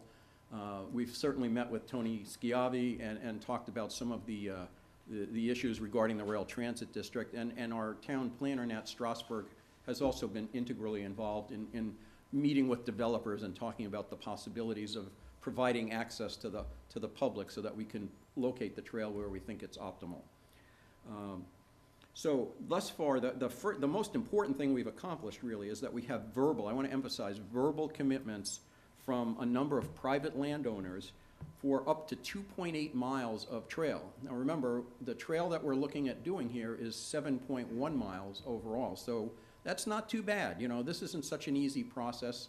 We're making real demands on people, you know, in the hope that they'll accommodate the benefit to the larger community and not look at this only in a narrow perspective for themselves. But again, these are verbal commitments, which I want to address in the next slide or two. I won't read the rest of it. You know, we're working on many other things that are all, that are common to many committees. We're working, we have a website out there that people can visit. We have a brochure that we're hoping to get to publish in the next month or so. We've had some issues with that, but I won't go into details. And we're also hoping that other community members beyond our narrow committee will get involved in this, as they have in other towns, with a Friends of the Trail group, where they can really help us get the word out about the trail and do many things to make it a better trail. Okay, so why I came to the board at your last meeting, or the last meeting I attended a couple of weeks ago, is that we really are looking for some guidance and some legal support at this time. I had a meeting, I guess roughly 3 or 4 weeks ago, with Lloyd Geisinger, who's the key developer at Campanelli Thorndike for the rail transit area. I also had a meeting with, at the same meeting was Bob Gaynor, who owns much of the rest of the rail transit area. And we got some really great feedback on and permissions from them verbally as to what they would allow the town to do in constructing the trails that we're hoping to build. And I think we can talk about this. Okay, this was the map that you had asked me to prepare a map, and so I did my best. I'm not a map maker, but let's try to review this. This area down here is Hopkinton State Park, so just to orient you. And Sherborne, well, it's way off the map over here. So the rail transit district is primarily this intersection. I want to highlight this intersection right here. Kind of goes off in 4 different directions. The first easement, which is highlighted over here, Shell Oil Pipeline, is this trail that goes from High Street over here, down over here to the MBTA access road, which comes all the way down to Route 135, which is here. The Shell Oil Pipeline is an abandoned pipeline that Mr. Geisinger of Campanelli Thorndike proposed to us as a great location for him and his development company to build the trail for us, to locate it there and to build it there. As you'll see, I hope if I have it in the right order here on the next slide, this trail has some awkwardness that has been uncovered. And the awkwardness is that it is not the property boundary between Lot 1, which is closest to the train station, and Lot 2, which is not yet under development. The Shell Oil Pipeline Trail traverses both of those parcels. It's not all on one or the other. Thus, where we have a verbal agreement from Mr. Gaynor, who owns Lot 2, we also believe we need to get in writing, to formalize that arrangement that he verbally agreed to. So we're looking for an easement from him over Lot 2 on this exact same path here. There's a little bit of awkwardness here in the planning board that I've had discussions of with Mr. Strasberg, the town planner, and that is that the planning board it's unclear whether they would be able to condition the Lot 1 site approval plan for sections of that pipeline trail which he agreed to build, where the trail traverses onto Lot number 2. So what we're trying to do is get a more holistic approach to the rail transit district than is customary for the planning board, which is to only look at Lot 1, and have the board somehow intervene here and try to, because we have these verbal commitments for this. You know, everybody seems to be on board from what they verbally agreed to in the meetings. So what we're trying to do is formalize those relationships with the board and support from legal counsel. So those 2 are easements that we're looking for the Shell Oil Pipeline, this section right here. This again is the MBTA access road. The third, in that same meeting, Mr. Gaynor agreed to provide access to us for what's called the trolley line. It's an abandoned trolley line that runs from here on the access road, and this is how we're hoping to access downtown Ashland, to come down on what is an existing trail now. There's a nice wide trail there, as there is with the Shell Oil Pipeline, and bring it down here to Magunko Road. That's as close to downtown as we have figured at this point. You know, there would be discussions if we really wanted to go right down to, Front Street or Main Street or something like that, we'd have to look at something beyond what we're looking at this time. But we feel that getting at least to Stone Park is a very good starting point, and we'd like to formalize that also with an easement. So that's all I wanted to address on this section of easements. Moving on. this just highlights, it's a little hard to understand this. This is a site plan that was prepared by Thorndike and Campanelli back on September 28th, and we believe it is now outdated, and they've been asked to update this. If you look at the Shell Oil pipeline, it runs right here. I don't know if you can see these parallel lines here.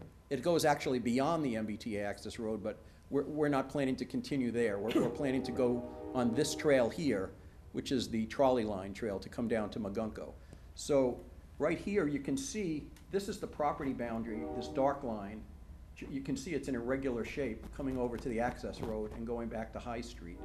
And the trolley line right here is really crossing lot number 2. So that's the awkwardness that I referred to earlier, that we need to get somebody beyond our committee to be talking to the developer. I mean, we really have no authority, or it's not appropriate for us to enter into any agreements with the developer, and yet this is what they're willing to offer the town, and we hope to be able to formalize that. This is just to give you a visual sense, and I'm almost finished here. That's the Shell Oil pipeline trail as it exists right now. You could go out there and see that view, except that woman wouldn't be there. But we could get her, but we know how to get in touch with her. Okay, so you can see this is a nice wide clearing. It's a beautiful, this is, it takes a lot of work to get to this point to have a trail, and this one's just sitting there waiting for us. And then, again, I just refer you back to the earlier comments about how beautiful Ashland is. This is a scene on the trolley line trail behind Magunko Road. Most of us think of Magunko Road as industrial and it's not very scenic. Well, that's Magunko Road right there. It's beautiful. And there's some nice ponds, You might not want to go swimming, but it sure is a nice place to go walking by. It's a great place to go skating. And that's it. That's the presentation. So what we're hoping for next step is to have some feedback on, is this a reasonable ask? If it is, where do we go from here? What should we do to try to bring this to fruition? Can I, Mr. Chairman, can I Great. just do a brief follow-up? So thank you, Joel, for that excellent presentation. I think you really encapsulated what the committee's been up to. I just want to recognize that Tony Lewis and David Rosenblum from the committee are here sitting as well. And I would, certainly support the measures that Joel's talked about. I think in my estimate, the committee needs some technical and legal assistance from town staff at this point to, put some of these concepts into action, so. Yeah. Great, So yeah, I agree, very good presentation, and I think it answered many of the questions that I raised at our last meeting, certainly, so I do appreciate that. So what do we do? What next step? You talk about verbal agreements, that's, again, conversations. We need to get people in a room, and I guess, how do we accomplish that? My suggestion would be, you've got a number of different things that you're trying to accomplish there, Joel, would be to prioritize them, right? And, which one should we knock out first, and which one should we, knock out next, et cetera, et cetera. And as you're doing that, what I would take into account is, I guess, the ease in which, we can accomplish those things, because I think we want to try to get, the low-hanging fruit, to use a term that's always used, get that done. But with the rail transit district, I'm familiar with the trolley line that goes over to Magunko, and that's, I agree. That's a very scenic and beautiful area, but, Lot 1 and Lot 2, I don't see why that would be an issue. We just have to put some resources towards it. Well, that sounds great. As I talked about before, this is currently before. Lot 1 site plan approval process is ongoing right now with the planning board. Yeah. And, so that, I think that's when you talk about separating, prioritizing. Mm-hmm. Clearly, Lot 3, is something, it would be nice, while it's fresh in people's minds and they've made these verbal agreements, to try to write that down and have some input from the town rather than just the committee. It would be good to formalize that. So again, you're just looking at that first stretch, the pipeline stretch, where Especially.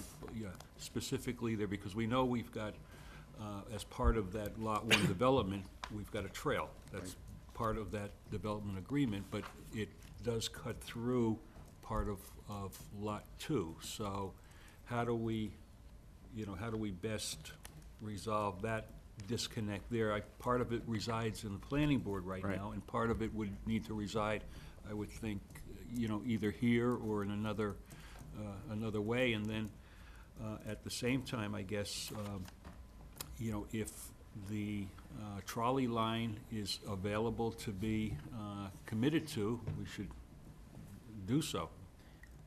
The If I, emphasis- I'm sorry, go ahead. I brought this up last time, and it would have to be corroborated, but it seems to me that our development agreement with the landowner included the right to go through lots 1, 2, and 3, because that was the development agreement was for the entire rail transit district. And if that were the case, it seems to me that that would be the written agreement that you're looking for.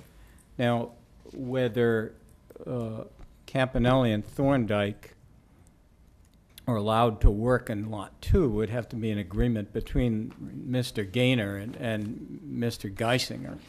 But I believe that, and we would have to revisit this, but I believe it was part of the development agreement with the landowner, Mr. Gaynor, to allow for this to go through the entire area. So I believe that agreement is written, not verbal. Well, that sounds great. I was not aware that Mr. Gaynor was part of that development agreement, so that's great news. Well, that they were that's- two separate development agreements. Okay, that's We great did, news. we did, it's the same general language as I recollect. Right. But I think to your point, Joel, about easements and maintenance, that's also, I think that's the follow-up that's needed, the technical follow-up. So just related to that, I believe the easements, or at least the construction of the trails, at least in Lot 1, the one that's going through the planning board right now, can be conditioned as part of the planning board process. Anything that's involves money, which I know we need to have funds to help maintain this, this trail, that would exist outside of the planning board That's correct. hearing process. So I think that's something that we explore. And I think, as has been mentioned, if we do not already have some of these, agreements in place in the current development agreement, that's something that we would have to approach Mr. Gaynor with and see if we can get them included. Yeah, we can do amendments, so. Okay. The concept with maintenance, which I skipped over here, but I do want to emphasize, it's really important for the town to have control over the maintenance process. It's very nice to say to a current developer, you have to maintain this trail, even if you put it in writing. But we can't be in a situation where a condo board or a condo association or an owner 100 years from now says, we'll get to it. And the town is looking at something saying, we don't think it's safe or it's undesirable. Even if it is safe, it's kind of bumpy, or we think it needs to be swept to take the leaves off or the sand off or whatever it is.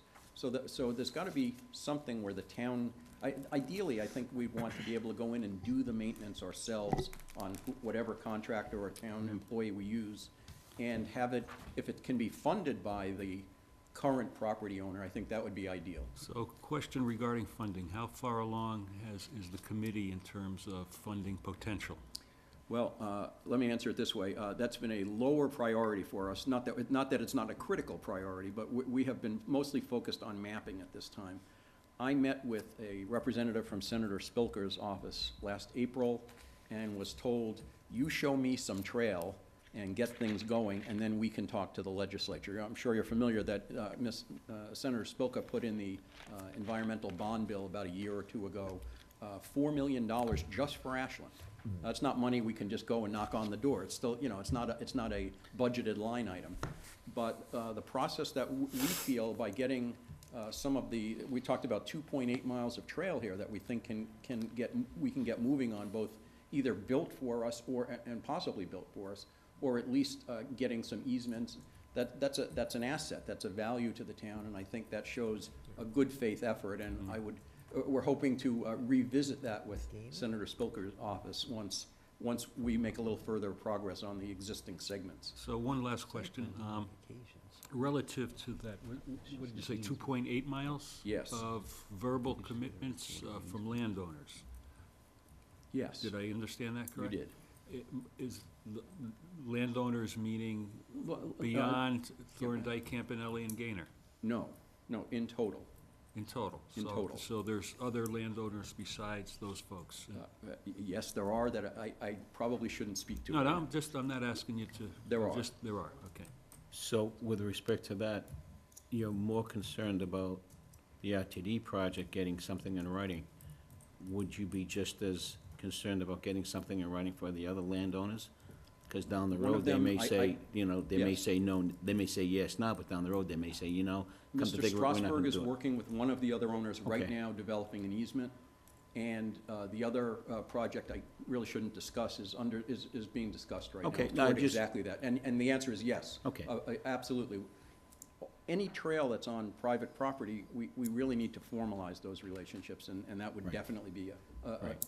an ongoing part of our process. I wouldn't wanna put the cart before the horse and then, Right. have this thing fall through. Go ahead, Okay. Mike. So, in terms of action items, I mean, what I can see is, okay, we have as part of the conditions of the site plan modification, the construction of the trail and the specifications for that.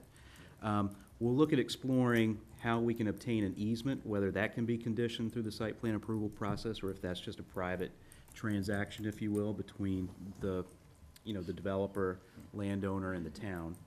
And then we'll talk to Mr. Gaynor about lots 2 and 3 and see if we can go ahead and basically get those pieces of trail carved out, before we move forward with those other developments. I think trying to work the issue in addition to everything you just said, which is exactly what we need to do, is to be a facilitator and a formalizer of the process that was talked about between Lot 1 and Lot 2, so that Lot 1 developer can build the entire trail. That's the objective, and that's I think what everybody has in their mind. I mean, so that's gonna be between the two of them. yeah. Absolutely, but I think we should sit at the table and say, let's make sure this gets done in a clear way so that everybody can proceed. We should, because, I mean, I think one point is we want to make sure, the trail that you have proposed going through Lot 2 and Lot 3, how does that impact any potential development that might happen? Right. In those two lots? So that's something we need to look at. That's been addressed. Mr. Gaynor actually brought that up as a concern. I don't know where my buildings are going to be. I don't want to do anything that's going to constrain what I might want to do in the future. And Mr. Geisinger was very influential and said, you're not going to, where they're putting this trail, that's not buildable. And Mr. Gaynor agreed to that. Well, if Mr. Geisinger buys it, and Mr. Gaynor, Mr. Gaynor's not a developer. That's part of the problem. We just want to make sure. Absolutely. For Okay. both sides. Good job. Thank you very much. Thank you very much for your I didn't make my presentation, 11 Joe. minutes. You did a Thanks, great Tony But job. that was David. questions. That was questions. All right, thank you. Thank you very much, Joe. Joe, for that presentation. Thanks. Tony and David and Rob is on the Yeah, committee I was as gonna well. say, so thank you guys very much for all your effort and time put into this project. It's an exciting project. It's gonna be benefit a lot of people. And So, that's a nice legacy to look at. So thank you, folks, for putting that time and effort into it. Okay. Again, thank you, Joel, very much. Thank you. We appreciate all that effort. Okay. Should we wait for Carl? Yep. While we're waiting for another board member to come back from a quick break, I Let's would do the like Warren to- Woods Ad Hoc Committee. I would like to maybe do a brief discussion on the override study committee update, because we basically did a lot of it last night. Sure. So, Steve, if you want to do that presentation, glad to. that would be great. So last evening, the Override Study Committee met with the Tri-Board, the Board of Selectmen, the Finance Committee, and School Committee, to provide an update as to where our work is at this point, and also to open it up to all the full boards as well as the general public for comments and input. So I thought it was a good meeting. It was pretty well attended. I made a notation of the folks that came up to speak, and I would say there was roughly about 20 residents that spoke. So it was a good session. I think as far as the Override Study Committee goes, we have our next scheduled meeting has been posted for next Wednesday morning at 8:30, Town Hall. And we'll continue our work. It'll be the 18th meeting of the Override Study Committee. And so I think it's fair to say we've been doing some due diligence, and there's been a lot of questions and commentary within the committee as well. Last night, I guess if I had to make one comment about last night, I think I counted maybe 4 people in the room that were the age of 60 or older. So I don't think it was really representative of the demographic of the town. I think it's fair to say that. And I think, and I don't mean to insult you, Joel, I did count you among those 4, but. You count me twice? Actually, there were three members of this currently sitting that I counted, and yourself, so that was the 4. But, so and again, there was a lot of great comments by residents. You know, we're looking for more commentary, and we have our email address, we have our posted meetings, so we do encourage folks to reach out. I believe our next steps will be to start to finalize our recommendation, whatever that may be, present it, send it off to the 3 individual committees, Finance Committee, School Committee, and Board of Selectmen, and have their responses and their deliberations. And then ultimately, it's the Board of Selectmen that would make the recommendation to move forward with whatever that might be. So I think is that reasonable update? Yes, I just, the only thing I just wanted to add is I think it was helpful to me, because I think where the committee is at is trying to finalize, and I don't know if most people have seen the list. I don't know if the general public has looked at the items, but, you know, it's just trying to find the right measure of what we really need to put in an override, and what's the optimal number. And it's I'd say at this point we're at the end of the process, but it's still a difficult process determining exactly what we should be asking the voters for. And I thought last night was useful to hear from people to help us in that process. Yeah, I would agree. It was useful, but again, it was not representative of the community as a whole, certainly. And that's okay. It's, but I think it's fair to say that the committee is attempting to put forth whatever that recommendation is, something that is responsible, something responsive to the whole committee, the whole community, as well as something that I think if we make a recommendation that it has a reasonable expectation or opportunity to pass. So I think it needs to be viewed in that regard as well, so. I'd just also like to add that there were a couple of comments that were made that the committee wasn't doing their job properly, and I for one took exception to that, but everybody has a right to their opinion. And, you know, Steve made a comment last night when he in his opening remarks that they've already had 19 meetings. I mean, if someone can't realize 19 meetings is putting a lot of time and effort into a study, you may not like what you hear, and that's okay. You have a right to disagree with what's being said, but to say they're not doing their job, well, I took exception to that, and I just want to let you folks know that are on this committee that the board appreciates the effort, the time that you're putting into this, and the due diligence that you are putting into this for the entire town, not for certain segments of the town, but the entire town.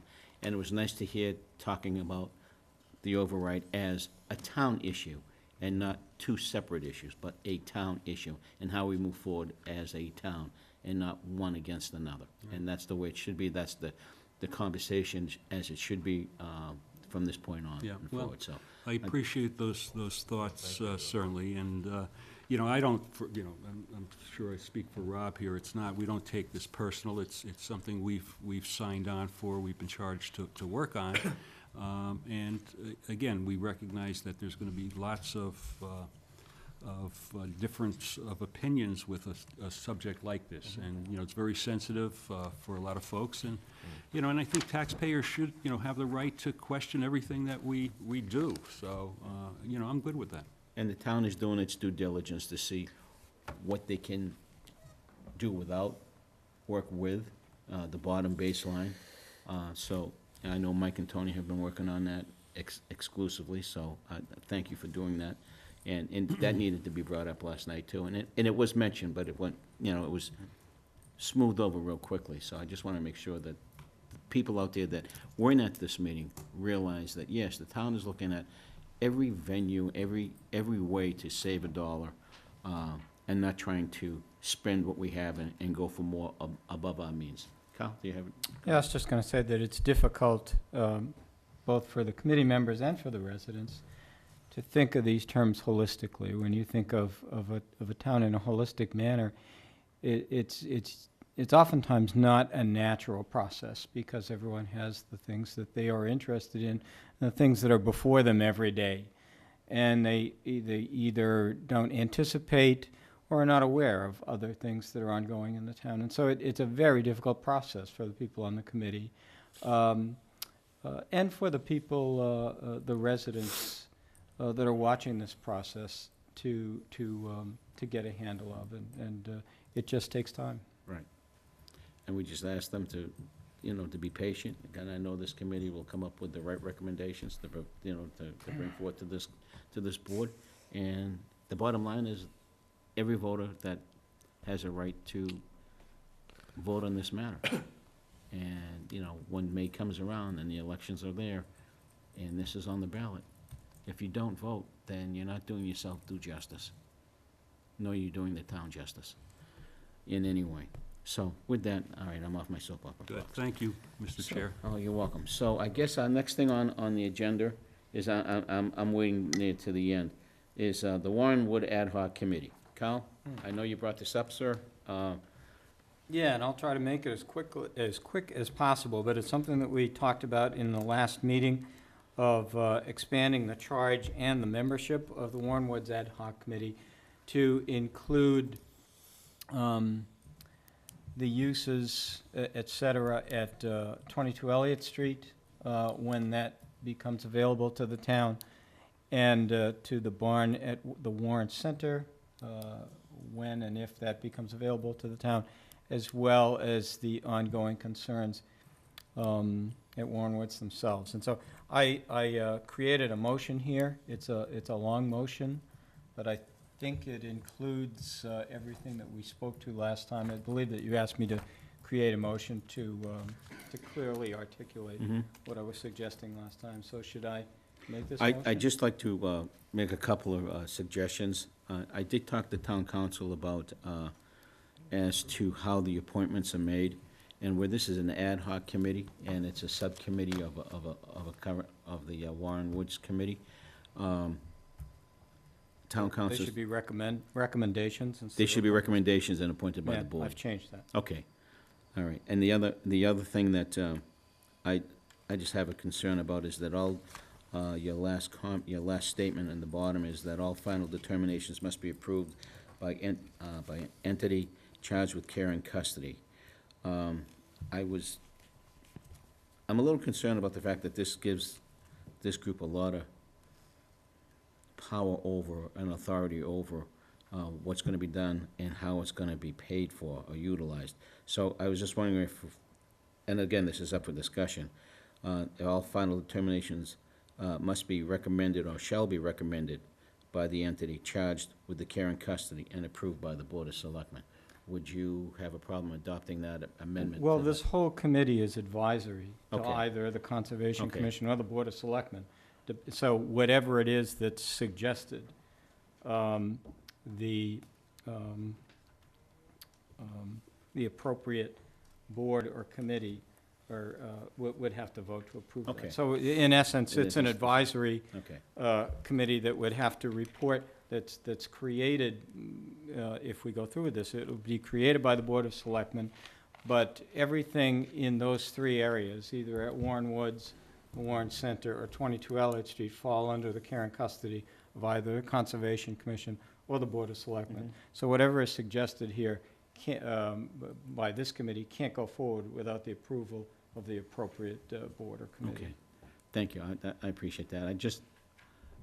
Would the board feel comfortable where we don't have an entire board here, we're shy one member, to hold all this vote until the entire board is present? I just bring that up for discussion. Is that something that you would recommend, or do you not have a problem waiting on the vote until we have an entire board?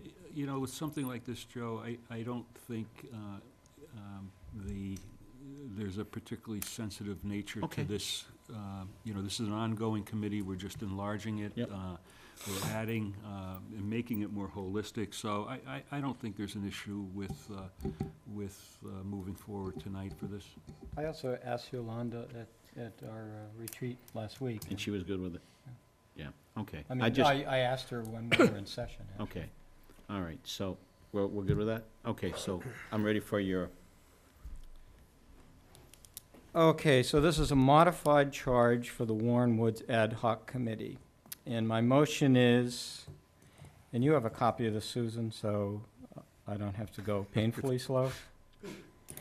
That the Warren Woods Ad Hoc Committee be modified in the following manner.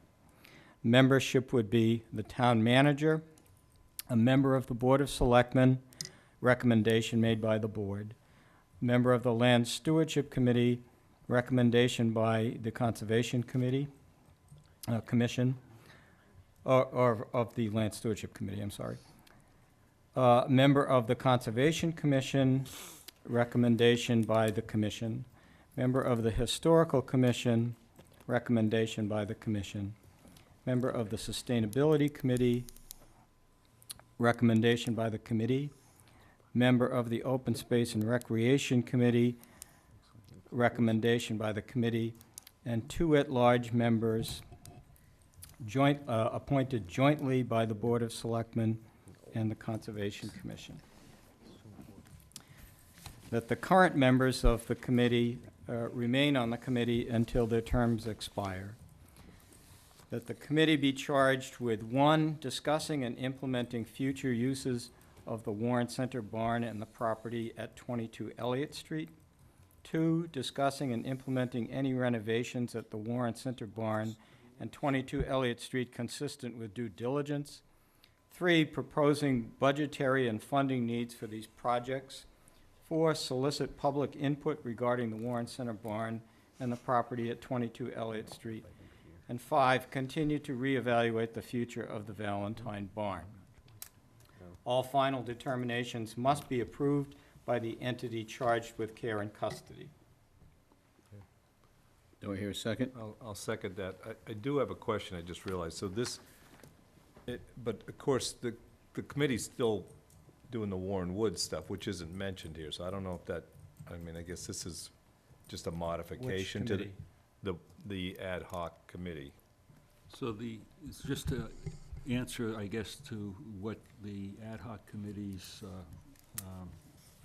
work up to date has been, is really the creation of a building envelope, which is currently getting formally surveyed, and then moving forward in conjunction with the Conservation Commission on a joint CR that's currently in process. So Right. that's really where we're at as a committee. Right, I So- guess in terms of the wording, I was just, does any of that need to be mentioned here, or is this in addition to their current charge? I guess that's my, The current charge, the original charge, if I remember correctly, and correct me if I'm wrong, Steve, was to finish the CR, to work on the transfer of the property of the 15 acres of the front parcel.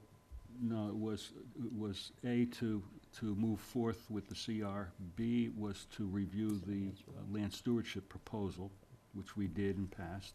And then 3 was to evaluate the Valentine barn. Okay, well, at that and point. the So- land stewardship proposal was the transfer of the property, and Right, that's been right. done. So that's And that been was done. So done. 2 out of the 3, well, one's been done, one's in process. I guess The mine other was one- just kind of a housekeeping question. So this doesn't affect the original charge or whatever's left? Well, this doesn't maybe, need to- Whatever is left is number 5. Yeah. Oh, okay. Continue to Continue to reevaluate the reevaluate. future of the Valentine. Oh, Day. okay. Yeah. So you Yep. guys, that Yep. covers it, all right. That answer, you Yeah. good with that? Yeah. Okay. I would just, I would like to amend my own motion, I think. The 2 at-large members, how do you feel about jointly appointed by the Board of Selectmen or the Conservation Commission? I would like to strike the Conservation Commission, and seeing this it's a Board of Selectmen ad hoc committee. I think the 2 at-large members should be appointed Right. by the Board of And I Selectmen. think if the current members are remaining on the committee, there's, I believe, 2 of our membership right now that would qualify as that 2 at large, if I'm not And mistaken. they would be the at-large The members. at-large, right? Yeah. Until Okay. their terms expire. Right. Okay. Yeah. I don't have a problem, so you made that amendment, so we'll just cross Could- off the or Conservation how Commission. about if we say, appointed by the Board of Selectmen, How about just Board of Selectmen? okay, 'Cause all I right. think that's what we did the last time. okay. So you need a second on the Yeah, we need a second on modification. on the I'll modification. second the modified motion. All right, all those in favor on the modification? Aye.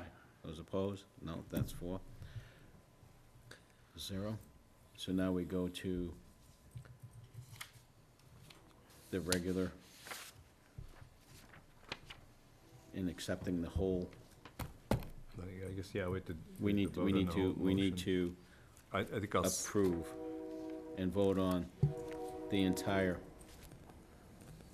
motion as stated. motion as it stands with its modification. Yes. I'll second that. All those in favor? Aye. Aye. Those opposed? Okay, good. Thank you, Cal, for taking care of that. Okay. Moving right along. We come down to the appointment of an interim town manager under old business.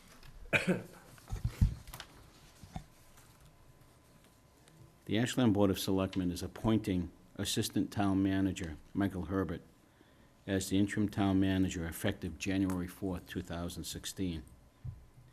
It is the board's expectation to appoint Mr. Herbert as Ashland's next town manager, subject to contract negotiations. The Board of Selectmen will provide a public comment during Mr. Herbert's service as interim town manager. The Selectmen have scheduled a board meeting on Tuesday, January 12th, 2016, at 7 p.m. at the Ashland Community Center for the purposes of a public discussion and interview with Mr. Herbert and to provide citizens' participation. Thank you. So, So do we need to? The only thing I would add, and we did this at our last meeting, the retreat. Right. So just to modify, just to explain to people that we had substantial discussion last Saturday on this matter. this decision wasn't made lightly.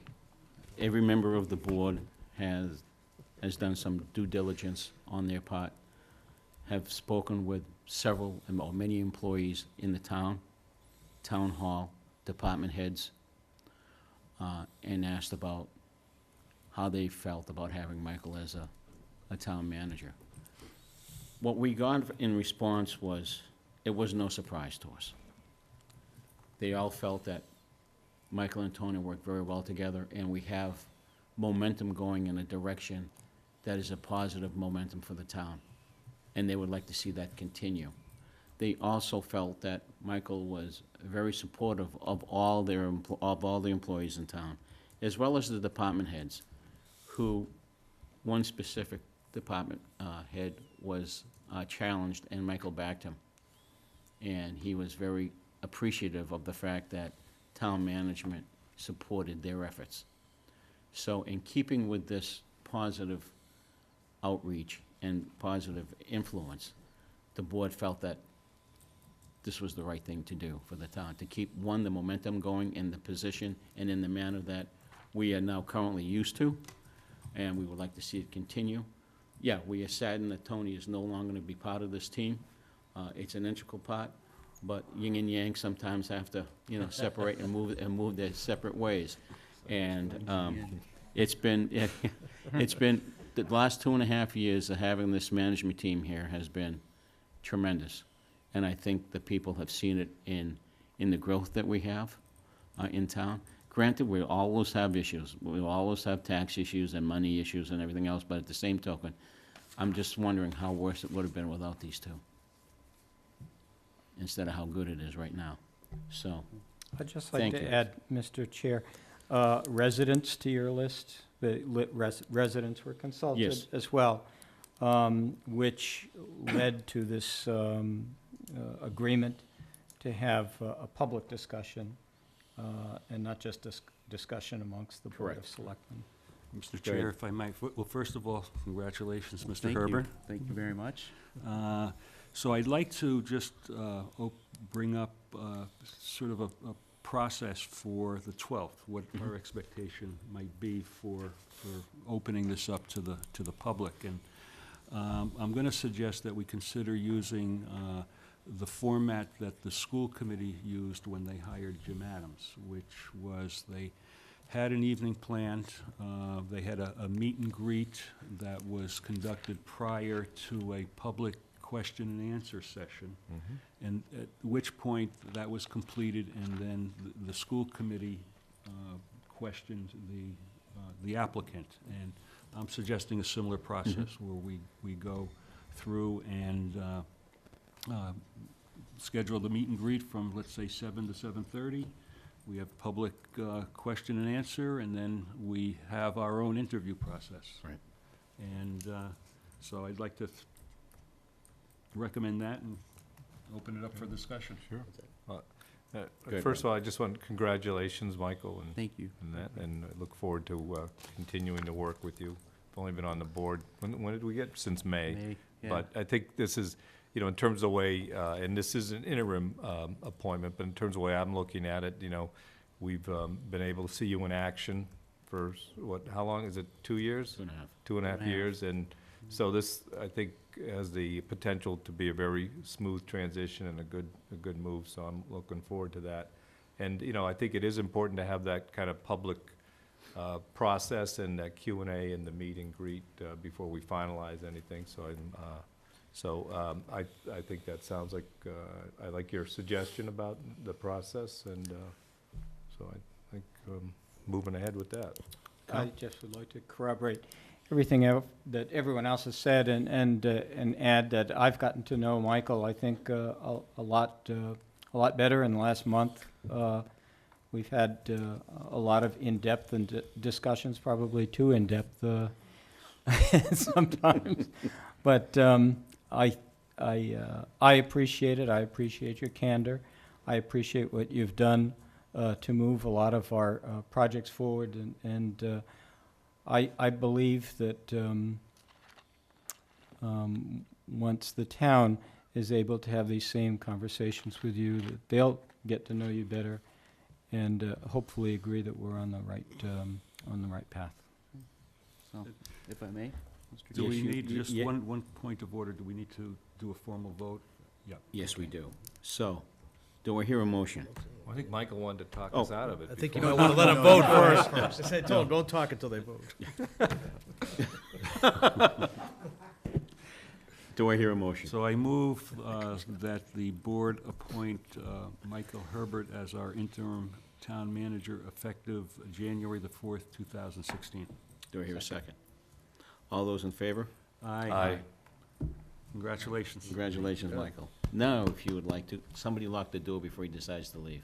Oh, well, no, I'm not going to do that. Thank you, Mr. Chair. First of all, I'd like to thank Tony for giving me the opportunity for coming here and really, you know, showing me a lot in terms of you know, how to lead an organization and how to manage. And it's just been a real wild ride. It's been hard to keep up with his pace, but it's been great. And we've been able to accomplish a lot together, not just he and I, but the staff here and as a community. And I think we've moved the town forward in a positive direction. And just like Tony and the board have welcomed me, you know, as I came here 2.5 years ago. I'd like to thank the community for welcoming me in as well. You know, I spend a lot of my waking hours here in Ashland, and you know, I never see it really as a burden. It's always been a pleasure to be a part of this community, and I hope to be a part of this community for a long time. I think I've said that. You know, that despite other opportunities that might have, you know, come my way, I really wanted to be here in Ashland, and I'm glad that the board is going to give me an opportunity to do that. Well, we look forward to it, Michael. Again, congratulations, sir. Thank you. Okay. Town managers report, and I Oh, believe one this- more. Oh, we have one Sorry. more. Yeah, I'm D. sorry. Oh, yes, I'm sorry, the renewal of the membership of the Metro West Veterans Service District. I apologize. That's okay. So this is a, an annual requirement based on the documents, the charter, if you will, that establishes the Metro West Veterans Service District. On an annual basis, the Board of Selectmen in each of the 4 towns, Ashland, Holliston, Hopkinton, and Medway, take a vote to continue in the Veteran Service District. And so I need the board to take a vote to remain a member of the Metro West Veteran Service District for the calendar year of 2016. Okay, so do I hear a motion? I'll second. Oh, I thought he made them. The town manager can only. Right. What he said. I'll make a motion As that the town presented. join the, that renew our membership in the Metro West Veterans Service District. Do I hear a second? Second. All those in favor? Aye. So Thank you. I Thank would you. suggest the public is probably, it's probably good that this is our last meeting of the year. There've been a lot of meetings this weekend, and some of them have been red-eyed, so. But this is the last meeting for Mr. Schiavi's town manager's report. So a couple things, Michael and I will share a couple of these, but, so the first up is the Municipal Modernization Bill, which was something filed recently by and announced by the Baker-Polito administration in an effort, I think, to streamline state government, make it more leaner, not perhaps govern as much, and allow communities to actually have more flexibility and the ability to do more things. A lot of them in the areas of finance, procurement, that sort of thing. So obviously there's a process. All of these things have to go through. The list is long and extensive of the kind of things they're looking at changes. I know they're also looking at reviewing all the regulations, some of which I think haven't been updated in like 100 years. And really, I think, constrain both at the state level and at the town level our ability to, you know, conduct certain types of businesses. So I think we'll keep a watchful eye over the course of the upcoming legislative session to see how many of these actually get approved and changed. So, Michael, I don't know if there's any particular ones. I know you had a few that we talked about that you wanted to just briefly mention, because, as I said, there must be 50 or so items on here, probably at least. A couple of things I think the board would really be interested in and have expressed interest in before is the fact that this legislation would give communities the right to fine utility companies for double poles. Yeah. You know, currently that's a special act with another community is making its way through the legislature to do just that. This would expand it, if it's passed, to allow all communities to do that. The other thing is it lifts, I don't know if you want to say it lifts the cap on liquor licenses, but it allows communities to set their own cap, if you will, for, you know, eat-in establishments, you know, food and beer and wine licenses for that. So those are a couple of big ones I think the board would be interested in. Most of it's really kind of more the wonky financial stuff, you know, extending bans, which are bond anticipation notes, out to 10 years, which give me a little bit more flexibility in structuring debt. And really, I mean, turning fines into liens. It's a bunch of really detailed stuff, but I think there's a 16-page summary document that was included in the packet, and if you have any questions, give me. Actually, I thought the most interesting one and had real application for us is the right of first refusal. that's Oh, in and there. nonprofit properties, yeah. So the churches. section would give a municipality a right of first refusal of property owned by a charitable organization or a church is being sold or developed for non-exempt, I was gonna ask if that was purpose, part of this. What page is that? I'm not sure what page it is, but it's amongst, it's on page 36 of our backup, but that's an interesting one. Yeah. I think the civil service exemption is an interesting one as well. Yeah, that doesn't require town meeting, yeah.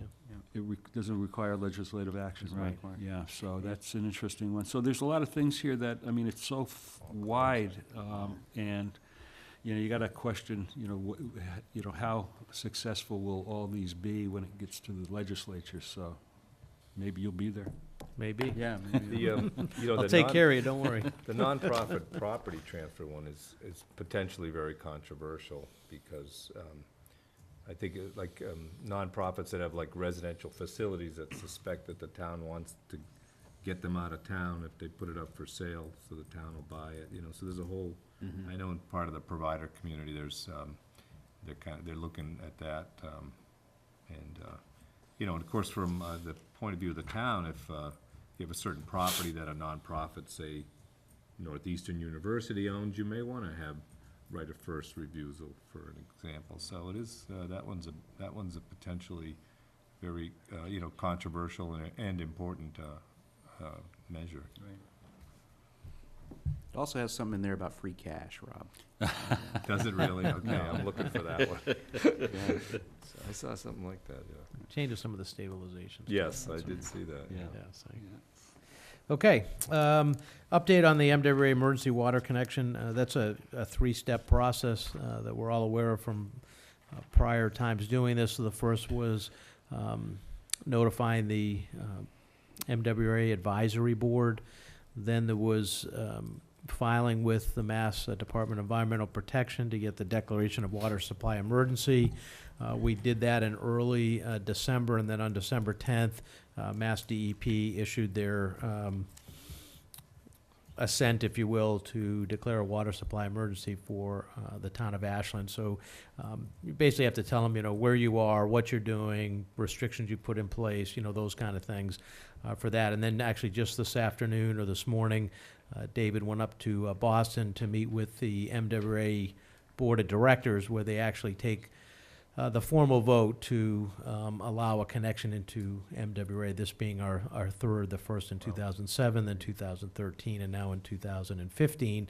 But I just want to note that there was one gentleman on the board who has probably been the longest serving person ever in a lot of this water stuff. He actually has a water treatment plant or something in Marlboro, actually named after him. He's been around so long. I'm kind of paraphrasing, but the way Dave explained it to me, and he couldn't remember if he actually voted against our connection to the MWA for an emergency, but essentially sort of chastised, I guess, a little bit of the fact that this was now our third drink from the well for an emergency supply, and really emphasized the town needs to develop a long-term solution to these type of things. So we all know we're working towards a permanent connection to the MWA for purposes to be determined, but will not require this type of an action should the reservoir level continue to fluctuate, which I'm sure we all know that it will, because that's how the system works.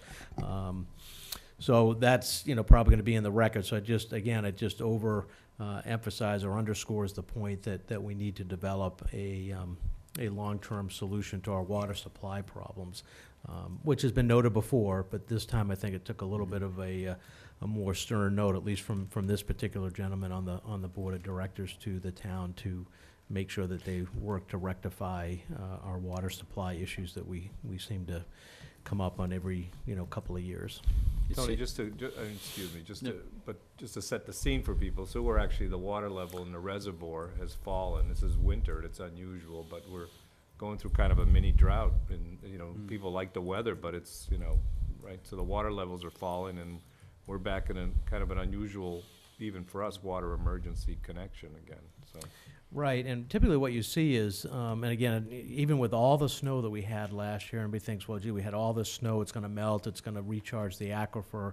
I mean, so much of it ends up, you know, especially with the reservoir, you know, you have surface level, evaporation and, you know, that sort of thing, and you typically don't see the reservoir get to critical, you know, levels until you actually hit like August, September into the fall. As we know, we haven't had a lot of rain, and we need sort of that soaking rain. As the gentleman mentioned, we get a lot of these, you know, quick bursts where a lot of rain comes in really quickly in a very short amount of time. That's actually a worse situation versus if it rained, you know, sort of moderately for 3 or 4 days and you sort of get that soaking rain. That's actually a little bit better. And Dave's actually tracked that. I think they went back like 10 years and have seen a change in how the rainfall has actually been you know, been affecting the reservoir when you start to get these short bursts of rain in a short amount of time versus long, you know, soaking rain. So whether that's climate change or something else that's driving that, it's the data's starting to actually give us some indications about some of that. What is our current water level now? So we're at right around 294, and 292 is where, you know, we have to start slowing pumps down or shutting pumps down. You know, 2 feet might seem like a lot, but it really isn't a lot. So we're within about 2 feet of, you know, really running into to some issues, and then you run into pressure problems and the like. Well, it sounds like the gentleman who voted against us is tooting our own horn with respect to looking for other water sources or other programs that the town could look into, because that actually benefits us by trying to create and develop a water treatment facility in town. Long term, yes, Long term, right. Yeah, right. long term. So- I think, you know, regardless of how that happened, I mean, that's, you know, many years down the road. I mean, it just takes years. Even if we were to start today building them, it's going to take some time to do that. But having that physical connection that the town is going to build be there as a safety valve, you know, even if the treatment plant gets built and we're able to recharge the reservoirs, we know with the effluent, and you always have that backup there. And as we know, it's pretty much completely paid for.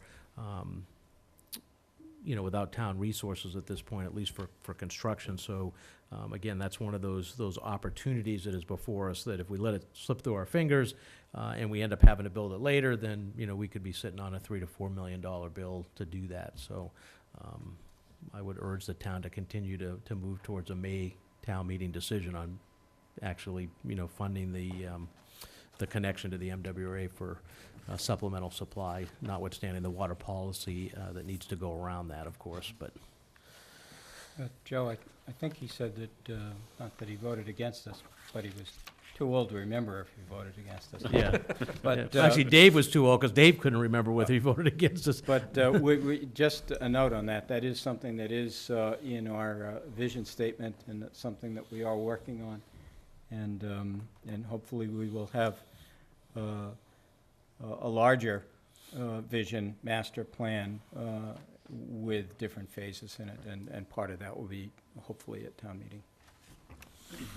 Okay. Okay, next is just, hopefully everybody had a chance to read it, but the FY17 budget instructions have come out from our office. We're a little bit behind. We've spent a lot of time on the override and stuff over the last couple of months, but we're still within striking distance of being able to get all the work done. So as you read it a little bit at the beginning about just economic and financial strategy, certainly the number one goal is to make sure that we continue to address our long-term fiscal health and solvency, which we've been working on, you know, since we got here. So it's to ensure that we take a, you know, long-term view of our finances and not a year-to-year look where you're just trying to sort of, you know, plug different holes in the dike, but you're thinking, you know, strategically as well, and taking a little bit of a longer term view to ensure that financial health stays where we need it to be.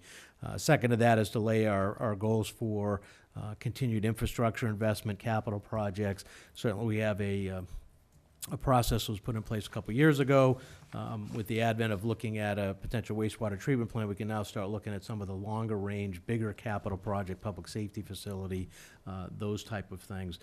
Certainly, as Joe, you mentioned a little bit ago, but we're going to continue to push our departments to find those type of operational efficiencies that can result in freeing up resources that can then be reallocated to other needs within town government, and that's something we should always be doing.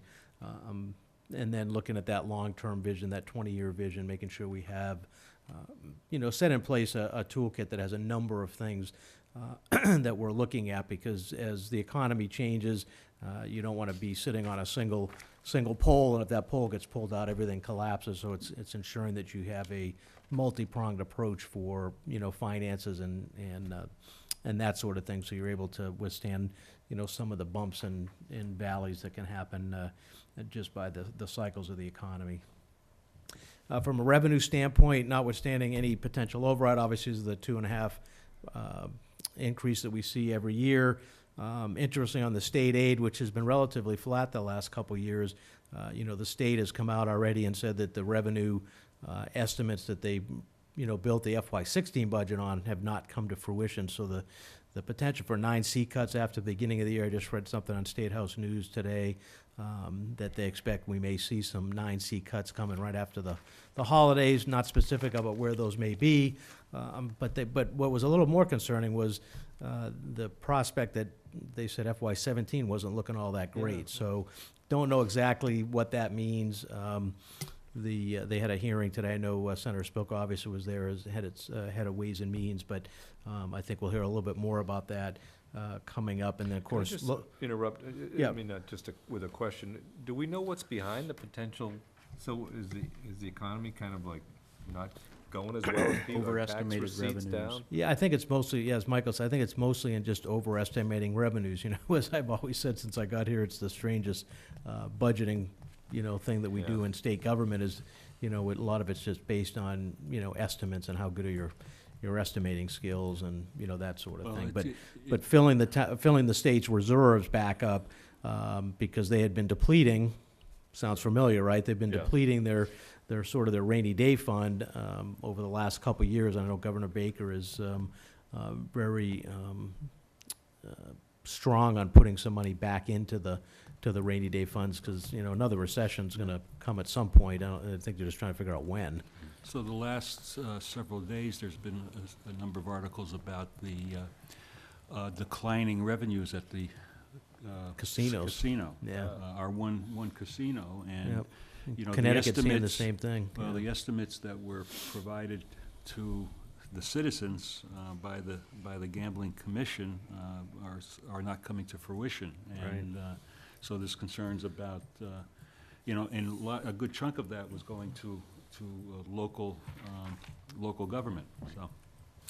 So, and then just, lastly, as we have done before, we ask all the departments, obviously, look at their staffing, look at their, any explanation of budgetary changes they may have to put in their budget, again, balanced against the strategic goals and objectives we have and the goals and objectives of their particular department. So I'll turn it over to Michael, maybe to talk a little bit about the budget timeline that he'll be looking at over the course of the next couple months. I think you have a copy of that chart in your folder, but there's a lot of things that need to happen between now and when we would ask the school committee and the Board of Selectmen to vote on their FY17 budget.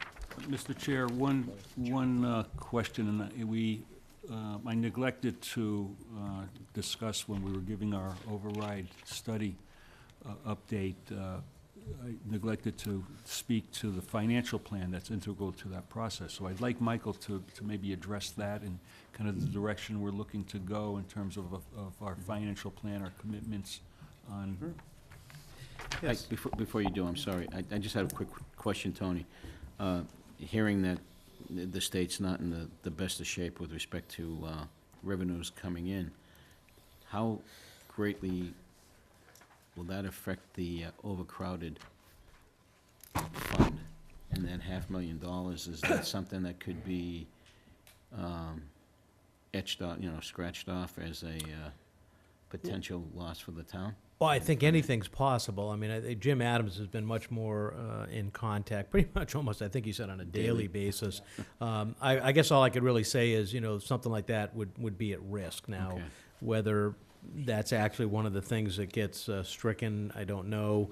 I'm sure Senator Spilka is keeping very close tabs on that, given the fact that she was the one that, really helped to get that for the town. I'm sure she'll be watching that closely. So it's probably a little too early to tell, but I would guess that is, those types of things are ones that tend to be at greater risk perhaps than some other things. Okay, thank you. I didn't mean to interrupt. Yeah. Sure. No. Great. So, just to the financial plan that Steve mentioned, one of the things that we're going to ask each of the committees of the tri-board to do is really sign off on a policy about really that kind of sets for us what we think our revenue and expenditure picture is going to look like over the next 5 years, and then also establish criteria and basically a format that we're going to follow if our revenue picture is better than what we expect or if it's worse than what we expect.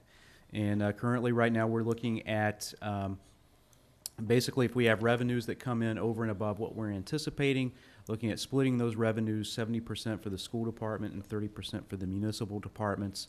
And it would be the same thing if we encountered a deficit. So that's, as we're going through the budget calendar and going through the budget process, it's actually something that very well could come into play if something like state aid comes in less than what we're expecting, because we're basing it on FY16 numbers.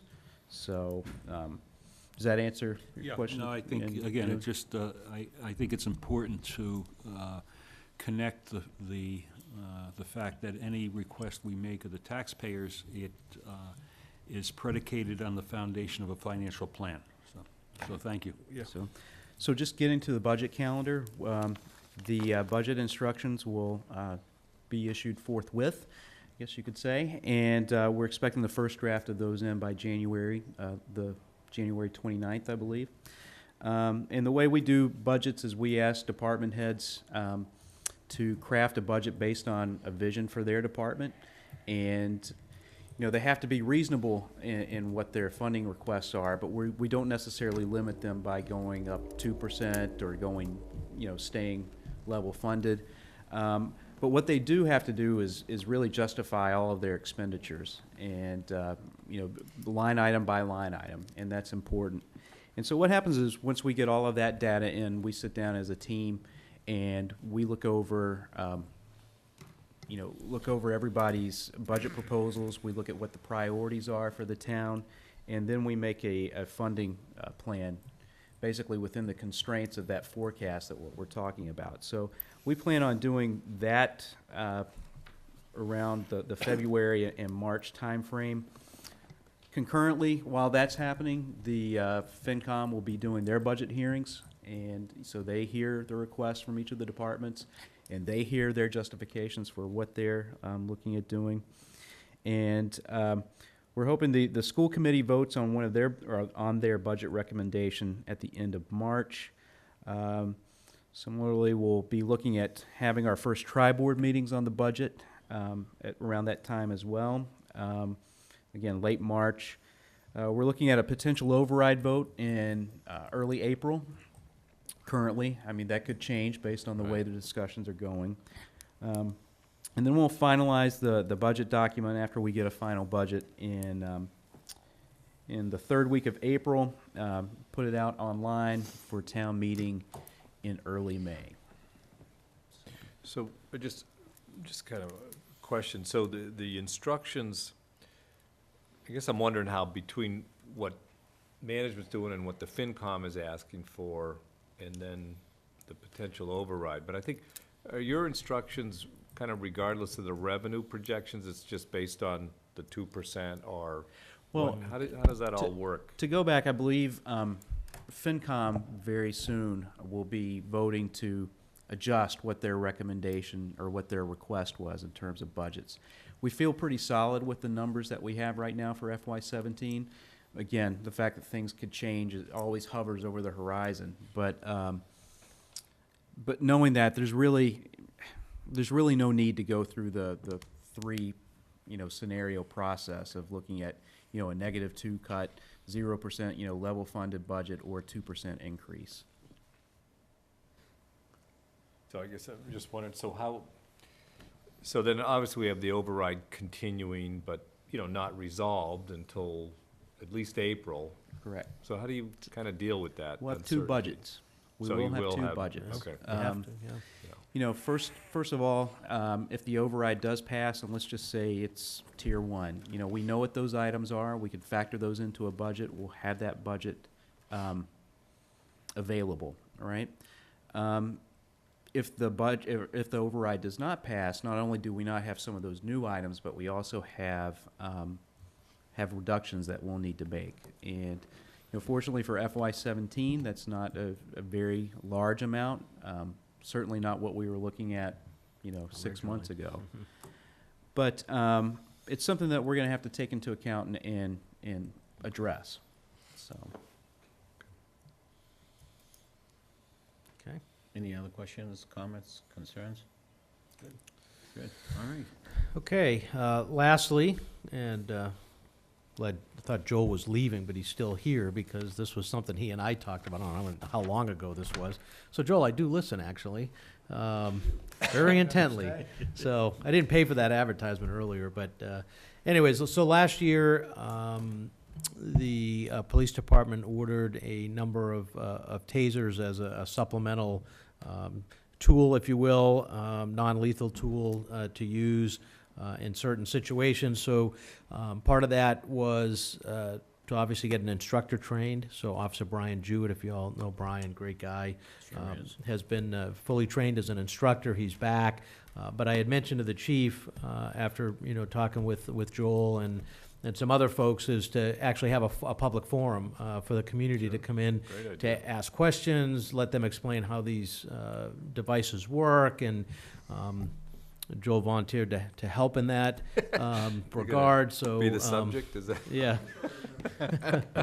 But they'll have some show and tell, some, you know, inert devices, so they can, you know, actually show how these things work, and the chief will conduct that. So it's going to be scheduled for January the 13th, which is a Wednesday, 7 p.m. in the Ashland Public Library.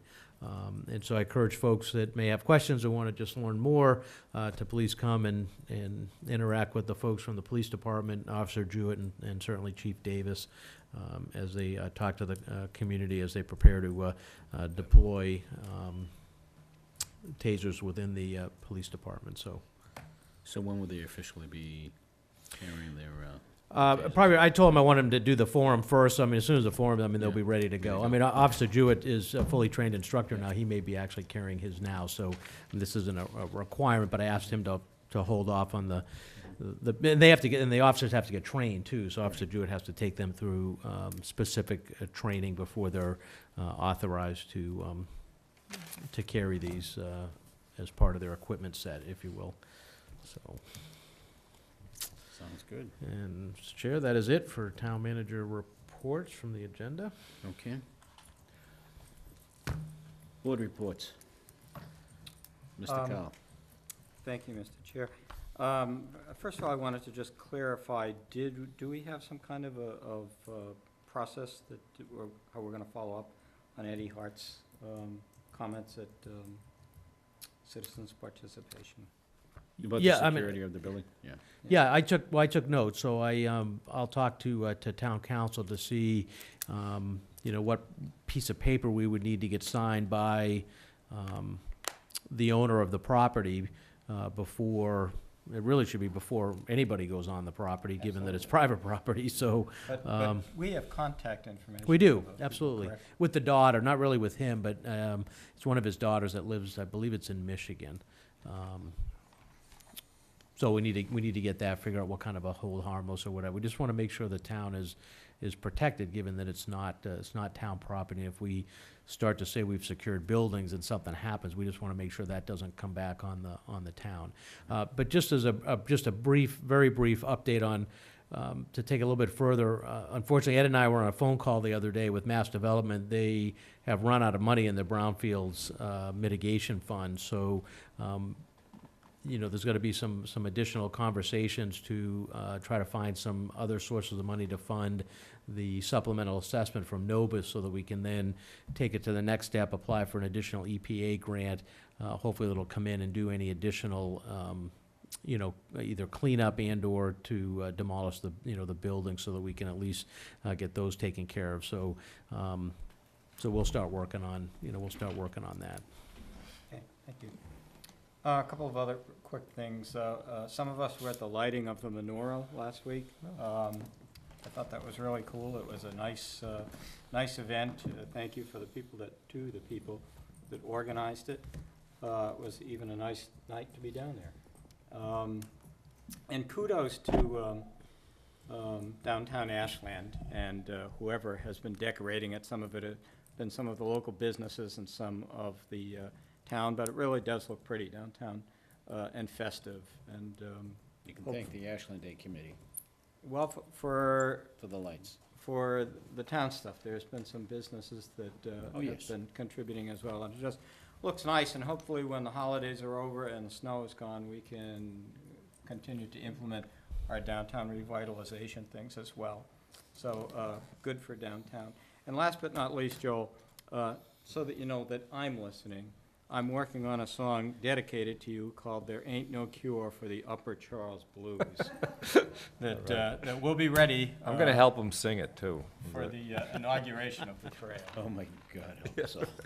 Last night he told me I looked like Obi-Wan Kenobi. Changes on a dime, Joel. Man, Changes on a man. dime. Take it when you get it. There's no remark that can be made right now, nothing. Well, it does look like Obi-Wan Kenobi. I'm gonna, so I'm just- gonna segue into Rob. Okay.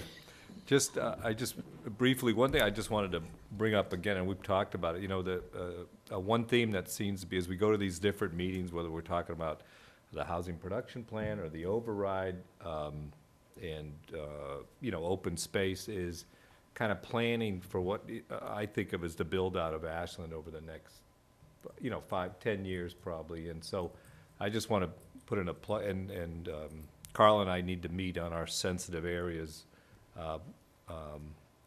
parcel map of the town and follow up. But it just keeps striking me as really a very, the fiscal impact of the RTD, it came up like, you know, what have we got left in terms of land that's left to be developed or redeveloped? What are we doing with each parcel? What might that have an impact in terms of population or revenue?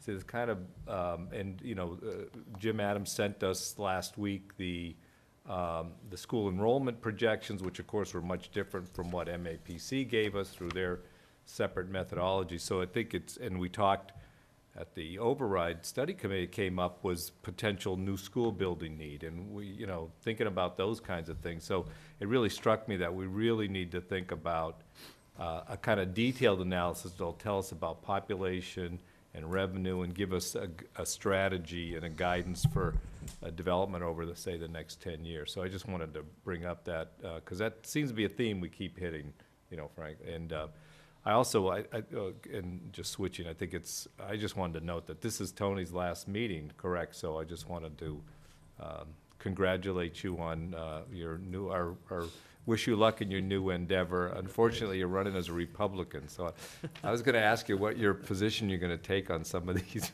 9C cuts, is it? But anyway, so anyway, I just wanted to say it's been a pleasure serving with you. It's been a short time, and you've been very involved in the town here. And I remember, you know, before I was on the board, you were, you know, we met you over several occasions and different events, and so. It's been a pleasure serving with you, a limited time, but I think you've had a great impact on the town, and wish you luck in your next endeavor. Thanks, Rob, appreciate it. Stephen? Yeah, just a few things. So the Lions, as of yesterday, sold all of their trees, so You got off for the thank you for weekend? the community. So I got off of working this Saturday at the Lions Christmas tree lot, so that's good. But it's a great fundraising tool for the Lions, who give back to the community in many ways. So thank you for all those who purchase Christmas trees. So it looks like must be the second week in January. It's very busy. We've got the 12th is going to be our public meet greet interview with Michael. The 13th is the public forum on the taser, and the 14th is our next downtown summit. So Right. that is a busy week, and so we get to recharge our batteries, I guess, between now and then, so.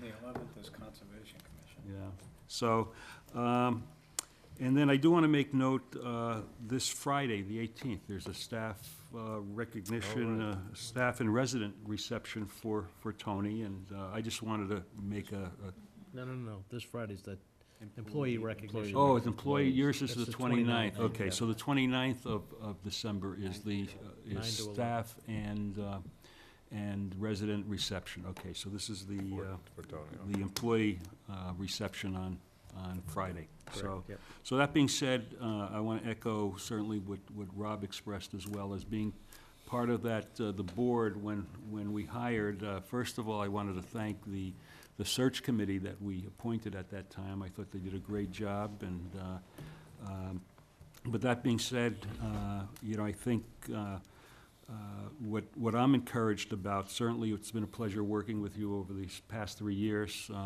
but I'm encouraged by a lot of the activities that are going on in town. There seems to be much different energy going on with a lot of different groups, not just town groups, but a lot of the nonprofit groups that exist, the community theaters, and so on. So it's great to see that I think we've come in a very short period of time to, I think, a different level of community engagement, and so you know, I appreciate the relationship, and so I wish you good luck in your endeavors, regardless of your political persuasions. So, and I also want to verify, Roberta, that I did not count you. I know you're a lot younger than Joel, so you were not in my count at last night's meeting. So. Unfortunately, I was. Unfortunately, I was. Thank you, Stephen. A couple of quick things before I address Mr. Schiavi on a personal note. Holiday lighting was a few weeks ago. We had 350 children show up with their parents. It was an absolutely incredible gathering. I heard that Mr. Schiavi was out there taking videos. It might be up on YouTube or I something. think I'm up there on a few of them, I think. But thank you to all the parents who showed up, and thank you for the hard work of the ABA, to Needham Bank, who opened up their doors for serving hot chocolate and cookies. They ran out. There was just a large number, and again, it was a beautiful evening to have it out there as well. I would say that the town is becoming alive again with all the different activities that we've seen, and not just socially, but within the town. And we haven't seen that or felt that in quite some time. And I think it starts from the top and it works its way down. So I would like to say that the success that this town is experiencing and it's feeling is through your hard work and your work ethic. People know that you're there. You listen to what people have to say.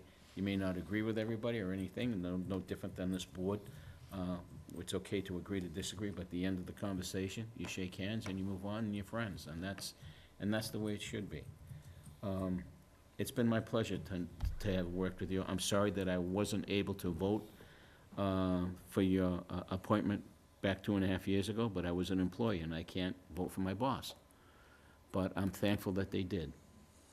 I did give input, and the big thing was, for me, was that when you said that you were gonna move into town, that was a big key for me. And I know Michael lives right the next town over, so to me, that's like living next door, so that's fine, okay? It's all right, I don't have a problem with that. You don't have But to move in, Mike. You don't have to move in, Michael, you don't have to sell the house, you don't have to move in, that's just like the next door, it's like my cousin, you know, type of deal. But, I just want to say, Tony, it's been a privilege and an honor to work with you over the last 2.5 years, to get to know Deb. You two are wonderful people, and you're like family. And it's gonna be a hard day to say goodbye, for sure. But I have something that I would like to read, and unfortunately, Yolanda's not here tonight, but she passed this on to me. and she would like me to read it on her behalf. She says, "I'm sorry to have missed Tony's last day at Ashland's town manager. As a member of the Board of Selectmen, I have enjoyed working with Tony for the last 2.5 years. He's helped Ashland during a difficult time and did it with integrity and a sense of pride in his adoptive community. We were fortunate to benefit from Tony's work ethic. He worked to become a member of our community and gave us 110% of his effort. He worked with Mike Herbert to implement updated budgeting, focused on many integral infrastructure projects, and worked well with all the employees, volunteers, and citizens of Ashland. Though he was here for a short time, Ashland has benefited greatly from his work. I would wish him luck, but make his own luck. So I would just say to you, thank you, Tony. I wish you all the very best as you move forward in your campaign. You will be missed." And I think that's a sentiment that we all feel here, Tony. Thank you. I look forward to seeing a newspaper with the article right across the front page saying Schiavi wins. So I hope I don't put the whammy on you like Truman did when, Dewey won, so I hope that's not the Thanks, case. I appreciate that. But I just hope that, I wish you the very best in your campaign.